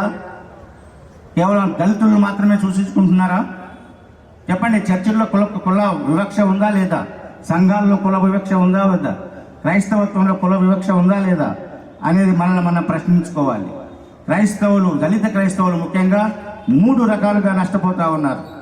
ఈ క్రైస్తవులను దళిత క్రైస్తవులను చెప్పుకోవటం వలన ఒకటి సంఘంలో కూడా, అంటే సంఘం అంటే చర్చిలో కూడా కుల వివక్షకు గురవుతా ఉన్నారు. కొన్ని చర్చిల్లో దళితులకు ఒక సర్వీస్ పెడితే ఇంకొక సర్వీసు దళితేతలకు పెడతాం జరుగుతూ ఉంది. కేరళలో అయితే దళితులకు ఒక సమాజం తోటి అయితే దళితేతలకు ఇంకొక సమాజం తోటి పెట్టడం జరుగుతూ ఉంది. బరీల గ్రౌండ్లు వేరువేరుగా ఉన్నాయి, చర్చిలు వేరువేరుగా ఉన్నాయి.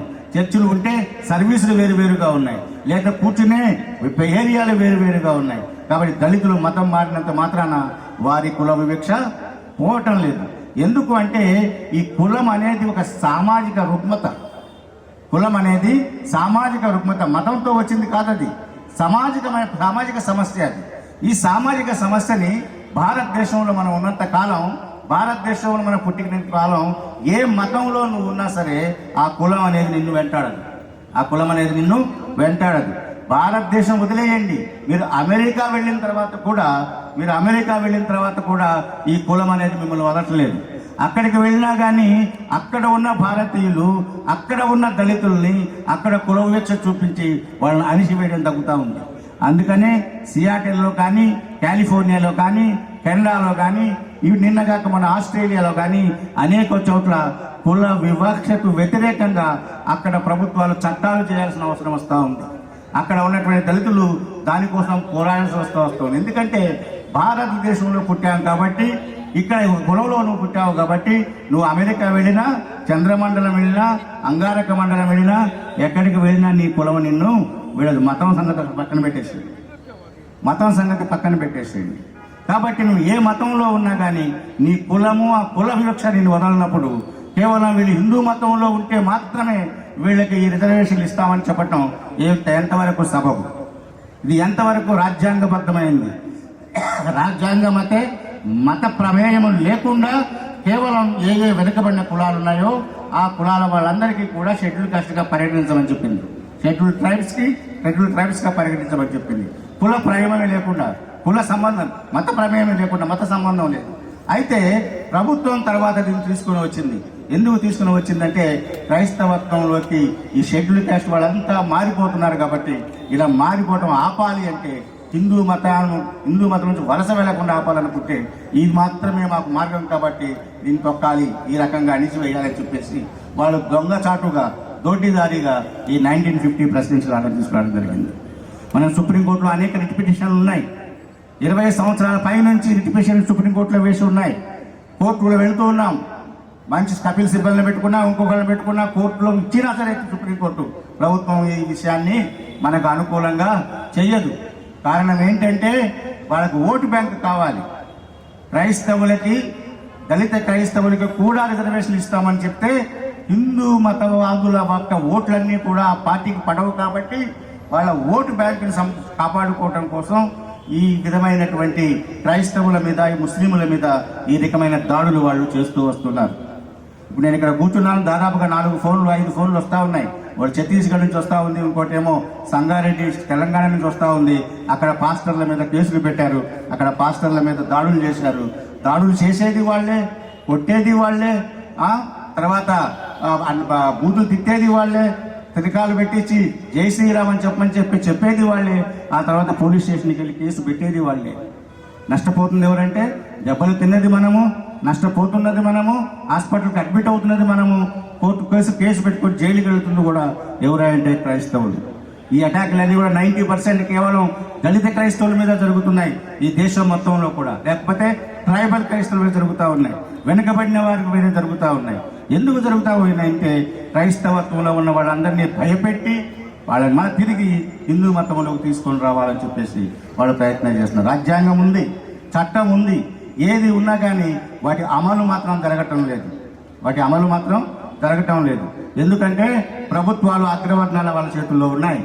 ప్రభుత్వాలు వాళ్ళ చేతుల్లో ఉన్నప్పుడు వాళ్ళు అంటుంది ఏంటంటే, మీరు చేయాల్సింది మీరు చేసుకొని పోతా ఉండండి, మేము పోలీసులు నప్పేస్తాం, పోలీసులు ఎవరు ఏమీ చేయలేరు, మీ మీద కేసులు రావు, మీరు చేయాల్సింది చేసుకోండి, చంపుతారా చంపుకోండి, ఏమన్నా చేసుకోండి, మేము కళ్ళు మూసుకొని కూర్చుంటామని చెప్పేసి ఈ ప్రభుత్వాలు, ఆ రకంగా అగ్రవర్ణాల ప్రభుత్వాలన్నీ కూడా ఆ విధంగా వాళ్ళకి ఇండైరెక్ట్ గా సలహాలు ఇవ్వటం జరుగుతూ ఉంది.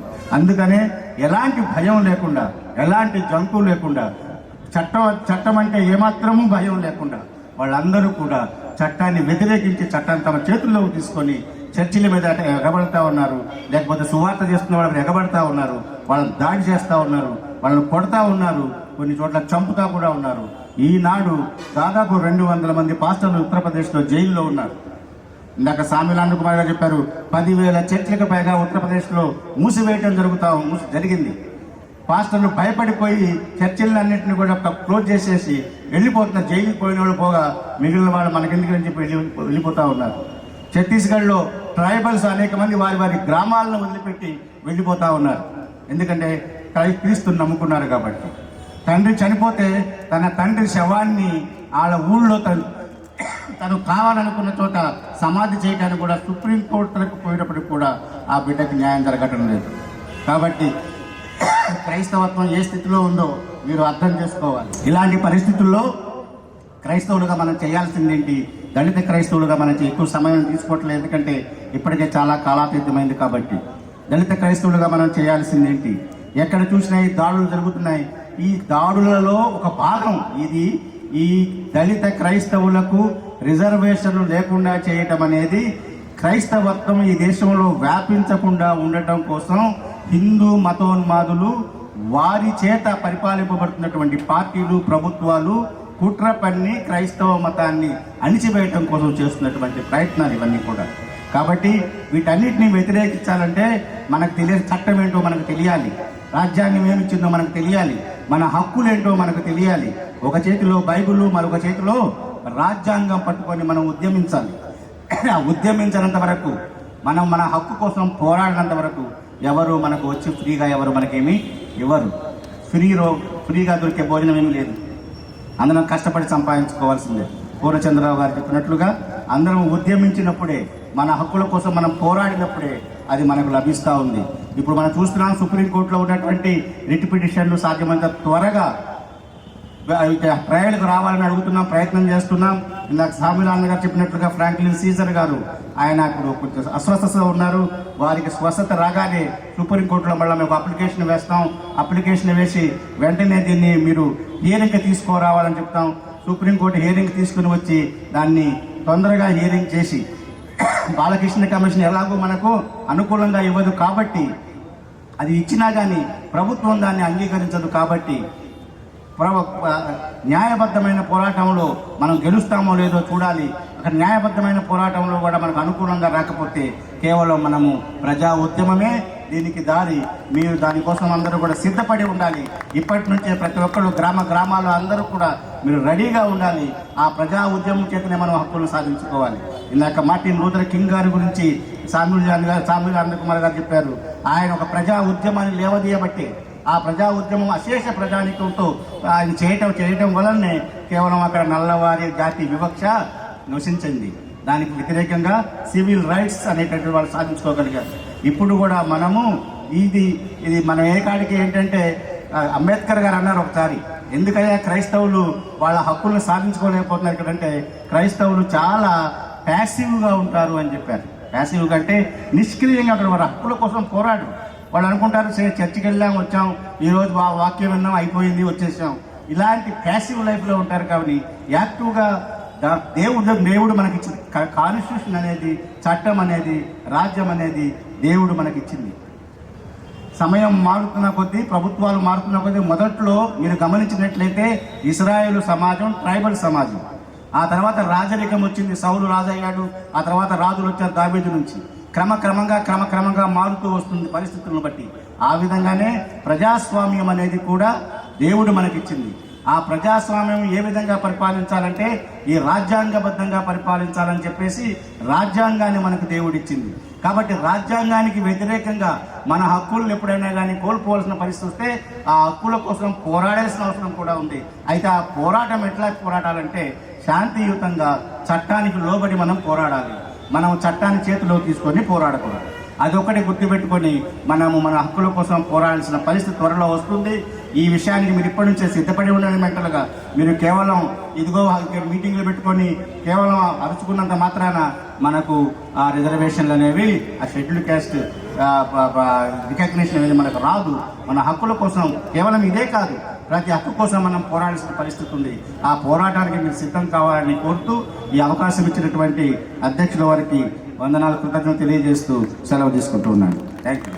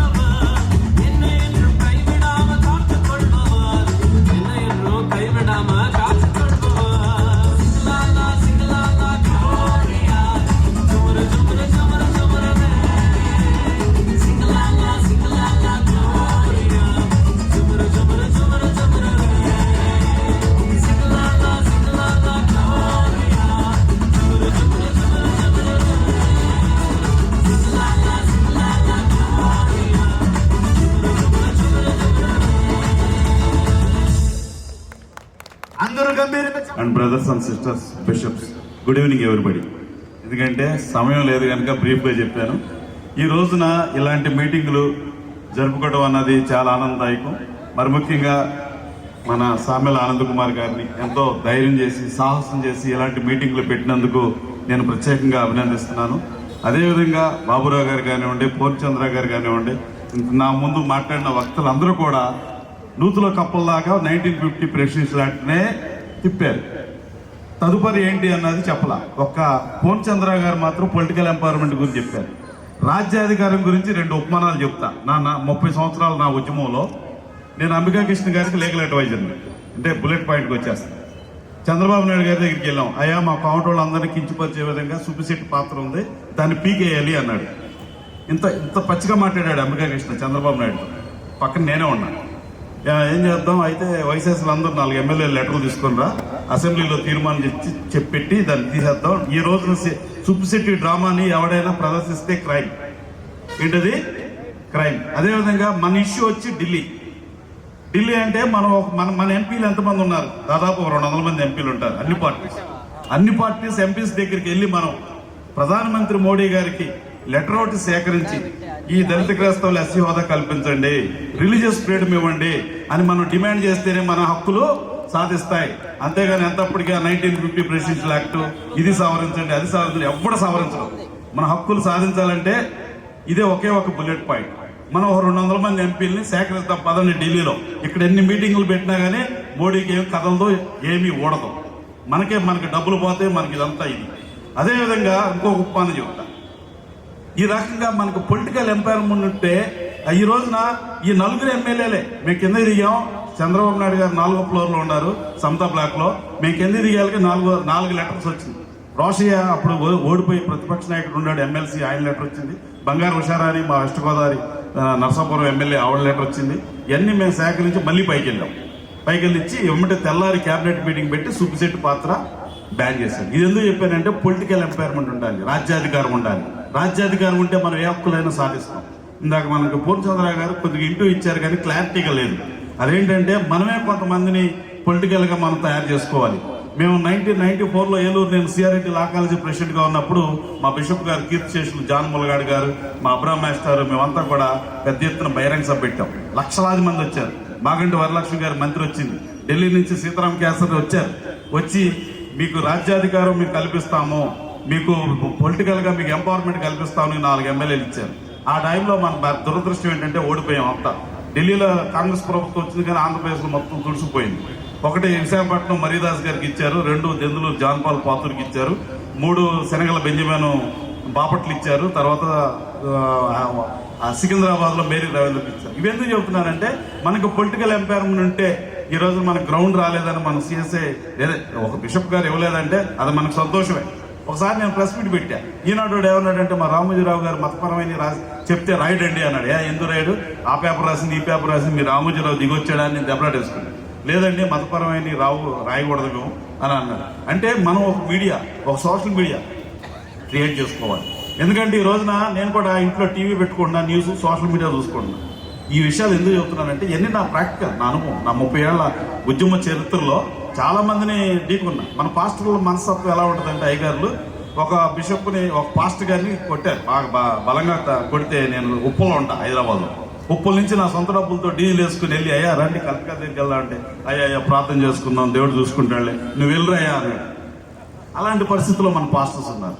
మనం ఏం చేయాలంటే ఉద్యమం, ఒక మాజీ నక్సలైట్ కన్నాభిరామ్ గారు ఒక సీఎం గారి పేషెంట్లో మేము ఇద్దరం లాంచ్ 4లో కూర్చున్నాం, కాఫీ వచ్చింది తాగుతున్నాం. ఏం చేస్తారా బాబు మీరు అన్నారు. నేను ఇట్లాగా దళిత క్రిస్టియన్ ఉద్యమం చేస్తున్నానండి అన్నా.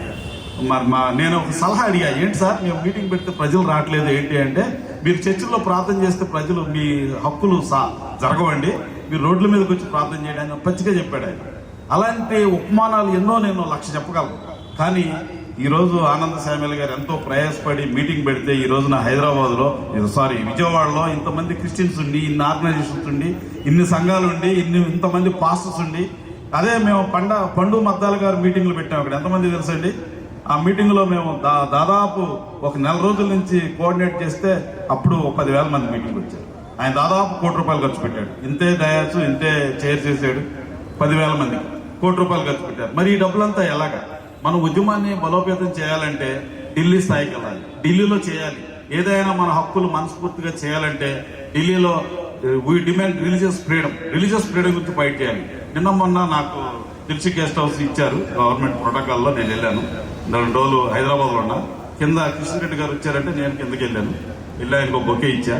అయ్యా, మీరు వరప్రసాద్ గారు ఏం చేస్తారు, 2-3 సార్లు మీరు కృష్ణతో కలిశారు కదా, అవునన్నా అన్న. మాకు రిలీజియస్ ఫ్రీడమ్ కావాలి అంటే ఆయన ఆలోచనలో పడ్డాడు. మేము రిజర్వేషన్స్ కాదండి, రిజర్వేషన్స్ ఆటోమేటిక్ వచ్చేస్తాయి, మనకి రిలీజియస్ ఫ్రీడమ్ గురించి ఫైట్ చేద్దాం అంటే ఇది నా అభిప్రాయం మాత్రం చెప్తున్నా. పెద్దలు ఐఏఎస్లు ఉన్నారు, సీనియర్ ఐపీఎస్లు ఉన్నారు. రిలీజియస్ ఫ్రీడమ్ అయితే మాకు అభ్యంతరం లేదు అన్నాడు ఆయన. ఎందుకంటే వాళ్ళ పార్టీ స్టాండ్ ఏంటంటే రిజర్వేషన్స్ ఏమో మేము మతపరమైన రిజర్వేషన్ మేము ఇవ్వని, వాళ్ళకుండా వాళ్ళు ఓడిపోయినా లేకపోతే ఇంకోటైనా ఇంకొక కోటాలు కలుపుకొనైనా వాళ్ళు ప్రభుత్వాలు ఏర్పాటు చేసుకుంటారు. ఈ ప్రభుత్వాలు ఉండగా మనకి రిలీజియస్ ఫ్రీడమ్ మాత్రం ఇవ్వని మాత్రం డిమాండ్ చేయాలి, రిజర్వేషన్స్ మాత్రం రావు. అదేవిధంగా మనం రిజర్వేషన్స్ కోసం పోరాటం చేయాలంటే పక్కాగా అందరూ రోడ్డు మీదకి రావాల్సిందే. ఇలాంటి ఉద్యమాలకి నా పూర్తి సహాయ సహకారాలు ఉంటాయి. ఈ కార్యక్రమానికి నన్ను ఆహ్వానించినందుకు నేను ప్రత్యేకంగా ఈ కమిటీ వారందరినీ కూడా ప్రత్యేకంగా ధన్యవాదాలు తెలియజేస్తున్నా. వేదికకి ఉపన్యాసాలకి టైం లేదు కనుక అప్పుడే సభాధ్యక్షులు వచ్చేసారు, హార్న్ పడుతున్నారు. ఇలాంటి సమావేశాలు వచ్చినప్పుడు ప్రతి ఒక్కరు మనం స్పందించాలి. ఎందుకంటే ఈ రోజున ఒక మాదికి లీడర్ ఉన్నాడు, ఒక మాలకి లీడర్ ఉన్నాడు. చచ్చిపోయిన వంగవీటి మోహన్ రాంగాని కాపులందరూ మా లీడర్ అనుకొని పేద ఫోటో పెట్టుకుని పైరవ చేసుకుంటున్నారు కాపు సంఘం అని. అదేవిధంగా చౌదరీస్ అందరూ కలిపి ఆయన ఎవరో చౌదరి ఇక్కడ విజయవాడ ఆయన పెట్టుకొని మా లీడర్ అని చెప్పుకుంటున్నారు. కానీ క్రిస్టియన్కి లీడర్ ఎవరు? ఈ ప్రశ్నకు ఆన్సర్ ఎవరు చెప్తారు? ఎవడికాడే మిషనరీలు, ఎవడికాడే బిషప్లో, ఎవడికాడే మినిస్ట్రీలో. క్రిస్టమస్ వచ్చిందంటే అసలు నేను భూమి మీద ఆపలేము. ఎందుకంటే అది మీ అమాయకత్వం. రాజ్యాంగపరంగా కొన్ని హక్కులు సాధించాలంటే, రిలీజియస్ ఫ్రీడమ్ గురించి ఫైట్ చేయాలంటే మన తమాషా ప్రకారం మన జనాభా పవర్ చూపించాలి. అప్పుడు మాత్రమే మనకి రిజర్వేషన్స్ వస్తాయి, అప్పుడు మాత్రమే మన ఈ సభలో సఫలీకృతం అవుతాయి. ఇలాంటి సభలు మనం ఢిల్లీలో పెడదాం సార్. అధ్యక్ష వారు, చైర్మన్ గారు, మీరందరికీ కూడా నా ప్రార్థన ఏంటంటే ఢిల్లీలో రామ్లీలా మైదానంలో నార్త్ వాళ్ళని కలుపుకుంటే చాలా మంది వస్తారు. మొన్న నేను ఏప్రిల్ 14 డాక్టర్ బిఆర్ అంబేద్కర్ గారు జయంతి రోజు నేను పబ్లిక్ పర్మిషన్ తీసుకున్నా. ఢిల్లీ పోలీస్ నాకు పర్మిషన్ ఇచ్చారు.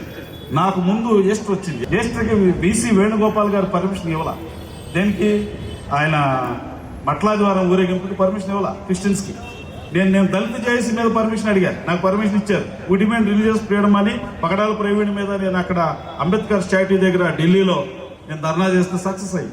ఇలాంటి కొన్ని టెక్నికల్గా డిప్లొమాటిక్గా వెళ్ళి మనం రాజ్యాధికారం కోసం, మన హక్కుల కోసం మనం కాపాడుకుందాం. మనందరూ కూడా ఈ యొక్క సమస్యలు ఎవరు పిలిచినా కానీ ఎంతో డబ్బులతో, భారంతో, సమయం, అదేవిధంగా అనేకమైన కష్టంతో కూడుకుని ఈ యొక్క మీటింగులు జరుపుతారు. మాకు షార్ట్ పీరియడ్లో మాకు మండెం సతీష్ గారు, అదేవిధంగా పాల్ గారు మీ వేలూరులో మీటింగ్ పెట్టిన తర్వాత మా సాగర్ అన్న పిలుపు మేరకు ఇజ్రాయెల్పేట కమ్యూనిటీ హాల్లో ప్రెస్ మీట్లు పెట్టి చాలా మంది వచ్చారు. అదేవిధంగా ఇలాంటి మీటింగ్లు ప్రతి ఒక్కరు కూడా జయప్రదం చేయాలని నా ప్రార్థన. Thank you. ఆశీర్వైనటువంటి పెద్దలందరికీ, అలాగే మీకందరికీ కూడా ప్రభునామపేట వందనాలు. ముఖ్యంగా నేను మాట్లాడదలుచుకుంది ఏంటంటే, క్రైస్తవత్వం ఉన్నానంటే పాత రోజు నుండి వచ్చినటువంటిది ఏంటంటే దళితులు ఒక్కళ్ళే క్రైస్తవుల్లో ఉన్నారు అనేది ఒక ఆనవాయితీ. ఈ రోజున 84 లక్షల మంది మాలమాదిగలు ఉంటే, ఈ 84 లక్షల మంది మాలమాదిగల్లో సుమారు 70 లక్షలకు పైగా క్రైస్తవులు ఉన్నారు. కానీ దాన్ని ఎవరు కూడా యాక్సెప్ట్ చేయట్లేదు. ఎందుకున్నానంటే మనము బీసీలుగా పెట్టుకోలేదు కనుక. పెట్టుకున్న ఇప్పుడున్నటువంటి ప్రభుత్వాలు ఎవరు కూడా ఒప్పుకుంటలేదు. ఇటువంటి సమయంలో మనం ఏం చేయాలి అనేది ఒకటి ప్రధానమైనటువంటిది. మన హక్కులు మనం కాపాడుకోవాలనుకుంటే కోర్టుకు వెళ్తే ఏమి రాదు. పగడాల ప్రవీణ్ మర్డర్ చేశారా బాబు అని అంటేనే ఏమీ లేకుండా యాక్సిడెంట్ కేసుగా చూపెట్టారు. నేను ఒక లాయర్గా నేను ఎన్నోసార్లు చూడగానే చెప్పేది మర్డర్ అని. కానీ ప్రాక్టికల్గా ఏంటంటే మనం ఏం చేయలేము. ఒకసారి కోర్టుకు వెళ్ళిన తర్వాత ఐఏఎస్ ఆఫీసర్లు ఉండని, ఐపీఎస్లు ఉండని, ఇంకెవరన్నా ఉండని, ఎవరికైతే పవర్ ఉంటుందో వాళ్ళు ఏదైనా చేయగలరు. కనుక పవర్ గురించి ఆలోచన చేయండి. రాజకీయ రంగంలో మనకు పవర్ ఏ విధంగా రావాలో ఆలోచన చేయండి. మీ అందరికీ నేను ఒకటి ప్రాముఖ్యమైనటువంటి మాట నేను చెప్పదలుచుకున్నది ఏంటంటే, మనకు 679 మండలాలు ఉన్నాయి. ప్రతి మండలంలో కూడా 2, 3, 4, 5 పాస్టర్ ఫెలోషిప్లు ఉన్నాయి. ప్రతి పాస్టర్కి మినిమంగా 30 మంది దగ్గర నుంచి 100 మంది, 200 మంది మీకు కాంగ్రిగేషన్ ఉంటుంది. ఇటువంటి సమయంలో మీ కాంగ్రిగేషన్ని సమాయత్తం చేయండి. ఆర్థికంగా మీ యొక్క సంఘాలని అభివృద్ధి చేసే విధంగా వాళ్ళని ముందుకు సాగించండి. మీరు అందరినీ కూడా కింద కూర్చోబెట్టమాకండి. ఏమంటే మీరు వెళ్ళాలి, ప్రార్థన చేసుకోవాలి, ఇంకేం చేయొద్దు అని చెప్పమాకండి. వ్యాపారం చేయనివ్వండి, అభివృద్ధి చెందనివ్వండి. ఆర్థిక మూలాలు ఉంటేనే మనం పైకి రాగలము, మనం నిలబడగలము, లేకపోతే మనం ఏం చేయలేము. కనుక ప్రధానంగా మనం ఏంటంటే సంఘాలలో మనము మన యొక్క సంఘస్థులందరినీ కూడా సమాయత్తం చేయండి. ప్రతి ఒక్కరు కూడా నిలబడి రేపు జరగబోయే లోకల్ బాడీ ఎలక్షన్స్ కానీ, లేకపోతే కార్పొరేషన్ ఎలక్షన్స్ కానీ, లేక అసెంబ్లీ ఎలక్షన్స్ కానీ, పార్లమెంట్ ఎలక్షన్స్ కానీ వచ్చినప్పుడు ఎట్టి పరిస్థితుల్లో క్రైస్తవులుగా నిలబడండి.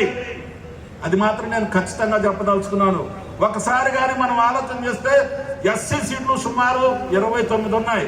నిలబడేది అందరూ కూడా 29 మందిలో సుమారు 24 పచ్చిగా క్రైస్తవులే, దళిత క్రైస్తవులే. కానీ ఈ రోజున ఒక్కరు వచ్చి మాట్లాడుతున్నారు చెప్పండి? జగన్ వర్గం నుంచి కానీ, చంద్రబాబు నాయుడు వర్గం నుంచి కానీ ఎవరైనా కానీ ఒక ఎమ్మెల్యే పగడాల ప్రవీణ్ చచ్చిపోయాడనంటే ఏమన్నా మాట్లాడారా? కనీసం మాట్లాడడానికి దమ్ము కూడా లేదు ఎవరికి కూడా. ఆఫీసర్స్ కూడా మాట్లాడలేకపోతున్నారు. తెలిసినా కూడా నమ్మక నీరెత్తినాలాగా ఉంటున్నారు. కనుక మీ అందరికీ నేను చెప్పదలుచుకుంది ఏంటంటే అలా మాట్లాడాలి అంటే మన నాయకులు మనకు కావాలి. ఎప్పుడైతే మన నాయకుల్ని మనం ఎన్నుకుంటామో అప్పుడే మనకు సక్సెస్ అనేది మన కళ్ళ ముందు కనపడతా ఉంటుంది. చూస్తున్నాం, ఉషా మెహ్రా కమిషన్ చూసాము, ఇప్పుడు ఉన్నటువంటి లేటెస్ట్ కమిషన్ బాలకృష్ణ కమిషన్ కూడా చూస్తూనే ఉన్నాం. ఎట్టి పరిస్థితుల్లో ఏమీ జరగదు. అధికారం కావాలి మనకి. అధికారం కావాలంటే ఏం చేయాలో ఆలోచన చేయండి. అధికారం లేకుండా మనం ఏమీ చేయలేం. కాళీశ్రామ్ గారు చెప్పారు, చేయగలిగారు. మళ్ళీ ఇందులో రాజకీయాలు పిలిమారు, చీల్చేశారు, మాలమాదిగల్ని చీల్చేశారు, గందరగోళం చేశారు. ఐక్యత కావాలి. దానికి ఒకటే ఏంటంటే క్రైస్తవత్వం ఒకటే కనీసం కొద్దిగా ఐక్యతను పట్టుకొచ్చేదిలా కనపడుతుంది. ఆ క్రైస్తవత్వంలో ఐక్యత రావాలి అంటే మరి ముఖ్యంగా పాస్టర్లలో చైతన్యం కావాలి. పాస్టర్లలో చైతన్యం వస్తేనే ఐక్యత అనేది వస్తుంది. కనుక సంఘ కాపరులైనటువంటి మీ అందరికీ నేను తెలియజెప్పేది ఏంటంటే ఇవాంజలిస్టులుగా కానీ, సంఘ పెద్దలుగా కానీ మీరు ఉన్నటువంటి సమయంలో మీరు చెప్పవలసింది ఏంటంటే సంఘాన్ని సిద్ధం చేయండి. సంఘాన్ని అన్నింటినీ కూడా ఒక ఆలోచన సరళిలో ముందుకు సాగించే విధంగా మన ఓటు మనకు వేసుకోవాలి. ఒక్కసారి చాలా మంది అడుగుతున్నారు, ఈ ఒక్కసారి నాకేంటి, మీకు అది చేస్తా ఇది చేస్తామని అంటారు. మన కొరకు మనం ఒక్కసారి వేసుకుందాం. మన కొరకు మనం ఓట్లు ఒకసారి వేసుకొని మనం ముందుకు సాగే విధంగా కానీ ముందుకు సాగినట్లయితే తప్పకుండా మనం విజయం సాధిస్తాం. నేను ఎక్కువసేపు మాట్లాడను, చాలా ఉంది నా దగ్గర సబ్జెక్టు. 1956లో 1990లో మరి రాజ్యాంగమే మార్చారు. మరి మనకెందుకు మార్చట్లేదో నాకు అర్థం కావట్లా. సిక్కులకు మార్చారు, బౌద్ధులకు మార్చారు, మరి మనకెందుకు మార్చలా? 1932లో రౌండ్ టేబుల్ సమావేశంలో కూడా ఏం జరిగింది? ఆ రోజున కూడా క్రైస్తవులకు రిజర్వేషన్స్ అవసరం లేదని చెప్పారు.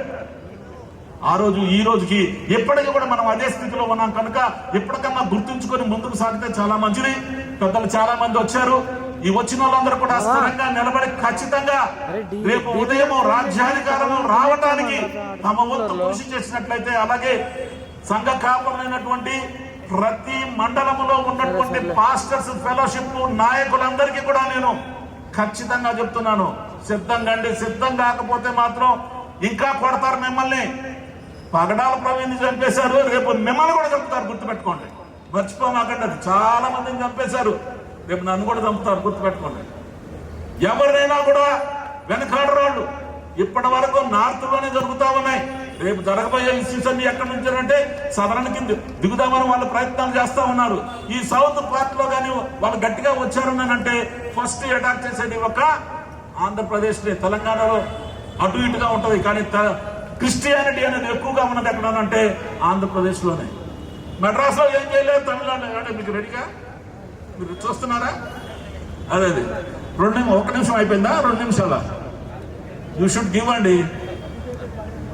సరే, ఇప్పుడు ఇది నాకు సమయం కూడా కాదు, ఇది సంపూర్ణమైనటువంటి సబ్జెక్ట్. ఇది కనుక మీరందరూ కూడా ఒకసారి ఆలోచన చేసి సిద్ధమయ్యి మీ ఓటు హక్కును కరెక్ట్ గా నాయకుడిని ఎన్నుకొని వారికి వేసి గెలిపించాలని చెప్పి నేను కోరుకుంటూ ముగిస్తున్నాను. God bless you everybody. వందల చేతులతో దండం పెడుతూ 70 ఏళ్ల నుంచి ఏదో అన్యాయం జరుగుతుంది అని అన్నారు. ఈ దోమతోటి అబ్రహాంకి ఎక్కడికి వెళ్ళినా అన్యాయమే.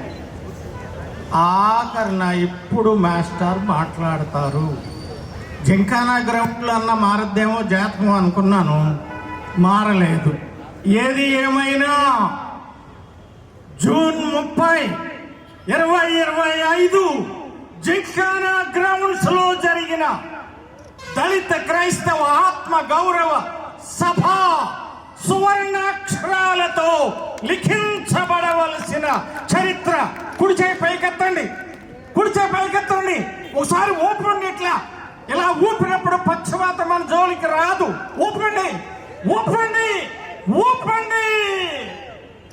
కృష్ణా నది ఒడ్డున ఉన్నాం. ఒక్క చిన్న కంపారిజన్ చెప్పి నేను కూర్చుంటా.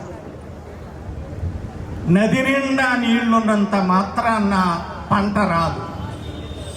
నదిలో ఉన్న నీరు పెద్ద కాలువల ద్వారా ప్రవహించాలి, అప్పుడు పంట రాదు. పెద్ద కాలువలలో ఉన్న నీరు పిల్ల కాలువలలోనికి వెళ్ళాలి, అప్పుడు పంట రాదు. పిల్ల కాలువలో ఉన్న నీరు పంట బోధె ద్వారా పొలములోనికి వెళ్ళాలి, అప్పుడు పంట పండుతుంది. బైబిలులో బలమైన మాట, బలమైన మాట, దీనికంటే బలమైన మాట లేదు. గో, అందరూ చెప్పండి, గో. అరే నాకు 53 ఏళ్ళు, వెనకాల ఉండి ఒక ఆయన చెప్తున్నాడు, మాస్టర్ మీ వయసు చెప్పండి అని. మీరేమో ముసలోళ్ళలాగా రిటైర్ అయిపోయిన వాళ్ళలాగా ఏం చెప్పటం ఇది? గో, భూదిగంతాల వరకు వెళ్ళమన్నాడు. కానీ man can go to the moon but not to the next man. చాలా మంది మీటింగ్లకు వచ్చి వెళ్ళిపోయేటప్పుడు ఇట్లా వెళ్తారు. మీరు చెప్పినవన్నీ జింకానా గ్రౌండ్లో దులిపి వెళ్ళుచున్నాము, మళ్ళీ ఎప్పుడన్నా బతుకుంటే కలుసుకుందాం.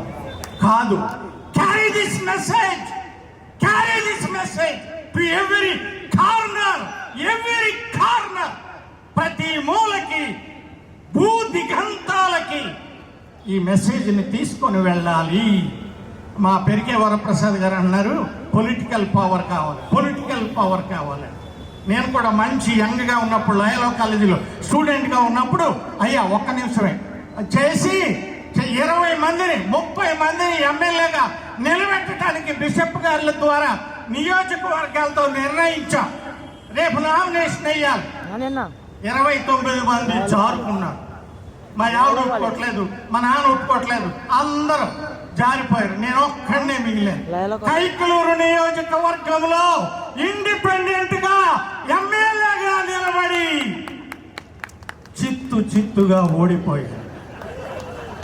ప్రతి ఊరు వెళ్తే ఆడవాళ్ళందరూ వచ్చి ఓటైతానికి బదులు నన్ను ముద్దెట్టుకుని, బాబా నీకింత చిన్నతనంలో ఇన్ని తిప్పలు తెచ్చి పెట్టింది ఎవరు బాబా అని ముద్దెట్టుకొని ఆడ మనిషి లేదు.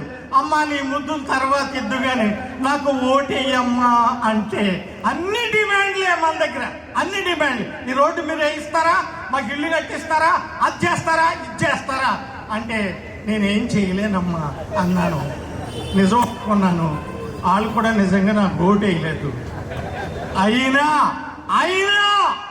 అందరూ చూడాలి. ఇంకా 20,000 ఓట్లు సంపాదించాను. కూర్చోబెట్టి తండి ఒకసారి. అరే మా ఏలూరు కనపడేది తప్పులు కొట్టండి ఒకసారి.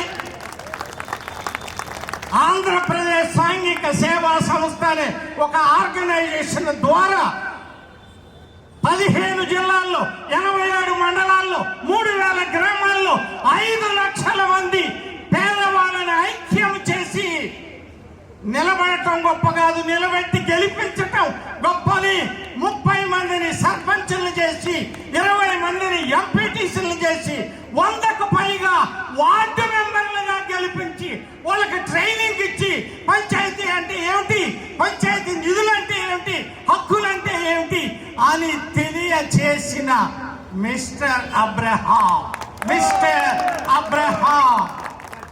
నేను ఎంత అరిసి కొట్టే కొడితే అట్లందువల్లే కదా ఇది జరగండి. కొట్టండి గట్టిగా, 2 చేతితో కొట్టండి. Thank you, thank you, thank you.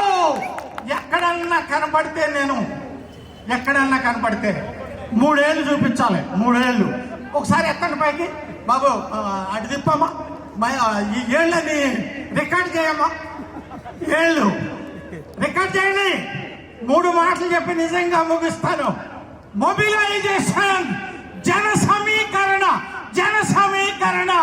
అయ్యగారు అందరు మీ పెద్దలందరికీ వందనాలు అయ్యారు. ఇది తక్కువ జనాభా కాదు అయ్యగారు, తక్కువ జనాభా కాదు. మీరు ఖచ్చితంగా 4 గంటలు మొదలెడతారు. ఐఏఎస్ ఆఫీసర్ అని వచ్చి ఒక్కళ్ళేడు, 4 గంటలకి ఒక్కళ్ళేడు. అలా కాదు, మొబిలైజేషన్, జన సమీకరణ. ఒకసారి చెప్పండి, జన అవగాహన చెప్పాలి, జన అవగాహన. సమిష్టి ప్రయత్నం. చూడటానికి నల్లగా 4 అడుగుల్లో ఉన్నాను అనుకున్నారా? 5 సార్లు ఢిల్లీ వెళ్ళి ప్రధానమంత్రుల్ని కలిసిన దానిలో నేను మెంబర్గా ఉన్నాను. కొట్టుకోండి, నేను ముగిస్తున్నాను. నా ఫోకస్ ఏరియా ఏంటంటే ఇటీవల కాలంగా చాలా రోజుల నుంచి పత్రికల్లో బలవంతపు మత మార్పిడులు అనేటటువంటి శీర్షికతో చాలా వార్తలు రావడం చూసి నాకు చాలా బాధ కలిగింది. ఎందుచేతనంటే ప్రభుత్వం వారు ప్రకటించినటువంటి లెక్కల ప్రకారం 2.8% క్రైస్తవులు ఉన్నారు ఈ దేశంలో. 80% దాకా హిందువులు ఉన్నారు. 2.8% ఉన్న ప్రజలలో నుంచి వచ్చినటువంటి పాస్టర్లు ఎంత జనాభా ఉంటారు? వీళ్ళంతా బలవంతపు మత మార్పిడులు చేస్తున్నారట. దీనికి ఏమైనా అర్థం ఉందా? ఒకవేళ మత మార్పిడి చేస్తుంటే ఎప్పుడు చేసుండేవాళ్ళు? క్రైస్తవుల పాలనలో చేసుండేవాళ్ళు. క్రైస్తవులు ఈ దేశాన్ని పరిపాలించారు కదా 200 సంవత్సరాలు. అప్పుడు చేయని మత మార్పిడులు ఇప్పుడు ఎలా చేయగలరు? ఇప్పుడు బలవంత మత మార్పులు ఎలా చేయగలరు కదా? మరి ముస్లింలు 700 సంవత్సరాలు పరిపాలించారు ఈ దేశాన్ని. అప్పుడు లేని సమస్య ఇప్పుడు ఎలా వస్తుంది? వాళ్ళు మైనారిటీ అయ్యారు కదా, వాళ్ళు టెర్రరిస్టులు అయిపోయారు. లేకపోతే రకరకాలైనటువంటి ఎవడో ఏ చెడ్డ పని చేసినా అది ఎవడో ముస్లిం టెర్రరిస్ట్ చేసాడు. ఈ పత్రికలలో చేసేటటువంటి పని. అందుచేత నేను క్రిస్టియన్ కాంట్రిబ్యూషన్ టు ఇండియా అని ఒక బుక్ రాయడానికి సంకల్పం చేసుకున్నాను. నేను ఈ ఏడాది ఎండింగ్ కల్లా దాన్ని కంప్లీట్ చేస్తాను, ఇంగ్లీష్లో రాస్తాను. ఎందుకంటే క్రిస్టియన్స్ ఏమి చేశారో ఈ దేశానికి, ఈ దేశ ప్రజలకి తెలియదు, క్రైస్తవులకు కూడా తెలియదు.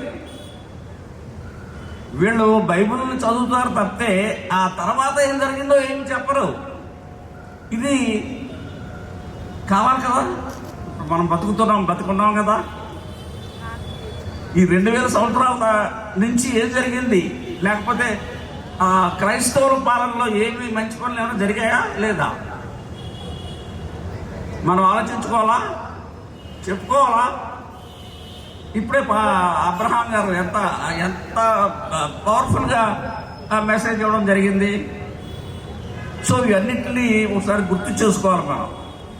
పిల్లలు మంచి డ్యాన్స్ చేశారు కదా, ఇలాంటి డ్యాన్సులు ద్వారా మన మెసేజ్ పోవాలా. ఆయన చెప్పాడు పంట కాలం కావాలి, పెద్ద కాలం నుంచి మన పంట పండించలేమని. సో ఇట్ మస్ట్ రీచ్ ఎవ్రీబడీకి రీచ్ కావాలని అంటే ఇక్కడి నుంచి అవుతుంది. నిజం చెప్పాలంటే ఈ దేశంలో ప్రజలతో నిరంతరము ఇంటరాక్ట్ అయ్యేవాళ్ళు ఎవరు అనంటే పాస్టర్లు. ఎందుకంటే తలనొప్పి వచ్చిన ప్రార్థన చేస్తారు, జ్వరం వచ్చిన ప్రార్థన చేస్తారు, స్కూల్కి వెళ్ళాలన్నా ప్రార్థన చేస్తారు. సో ప్రతి సందర్భంలోనూ పాస్టర్ గారు వాళ్ళ జీవితాలతోటి ముడి వేసుకుని ఉంటారు. కాబట్టి వాళ్ళ ద్వారానే ఈ యొక్క మార్పు సాధ్యపడుతుంది. అంతేగాని డాక్టర్ నా దగ్గర పేషెంట్లు వస్తారు, అందరు రారు, పేషెంట్లే వస్తారు నా దగ్గరికి. ఐపీఎస్లు ఉన్నారు, ఐఏఎస్లు ఉన్నారు, వాళ్ళ దగ్గర కూడా ఏదో ఒక సెక్షన్ ఆఫ్ పీపుల్ వస్తూ ఉంటారు. కానీ పాస్టర్ గారి దగ్గరికి అందరూ వస్తారు. మీరు గ్రామాల్లో పనిచేస్తూ ఉంటారు, పుట్టినప్పటి నుంచి చచ్చిపోయేదాకా ప్రార్థన చేస్తూనే ఉంటారు కదా. అందుచేత ఏదైనా మార్పు కావాలనంటే అది పాస్టర్ల ద్వారానే జరుగుతుందని నేను నమ్ముతున్నాను. కాబట్టి మన ముందున్నటువంటిది చాలా పెద్ద సమస్య ఉంది. డాక్టర్ కె బాబురావు గారు చెప్పారు, పొట్ట చంద్రరావు సార్ చెప్పారు, ఇంకా పెద్దలు చాలా పెద్ద విషయాలు చెప్పారు. ఎందుకు ఈ 2.8% జనాల్ని హింసించడం? వాళ్ళు చెప్పిన లెక్క ప్రకారమే 2.8 వాళ్ళు ఏంటి, వాళ్ళకి వచ్చే నష్టం ఏంటి? ఇంత దారుణం ఎక్కడన్నా ఉంటుందా? వాళ్ళు ఎలాగా వేరే వాళ్ళ మీద ఒత్తిడి తేగలరు? ఇది ఆలోచించాలి కదా మనం. సో దాని మీదే ఫోకస్ చేసి నేను పుస్తకం రాయాలనుకుంటున్నాను.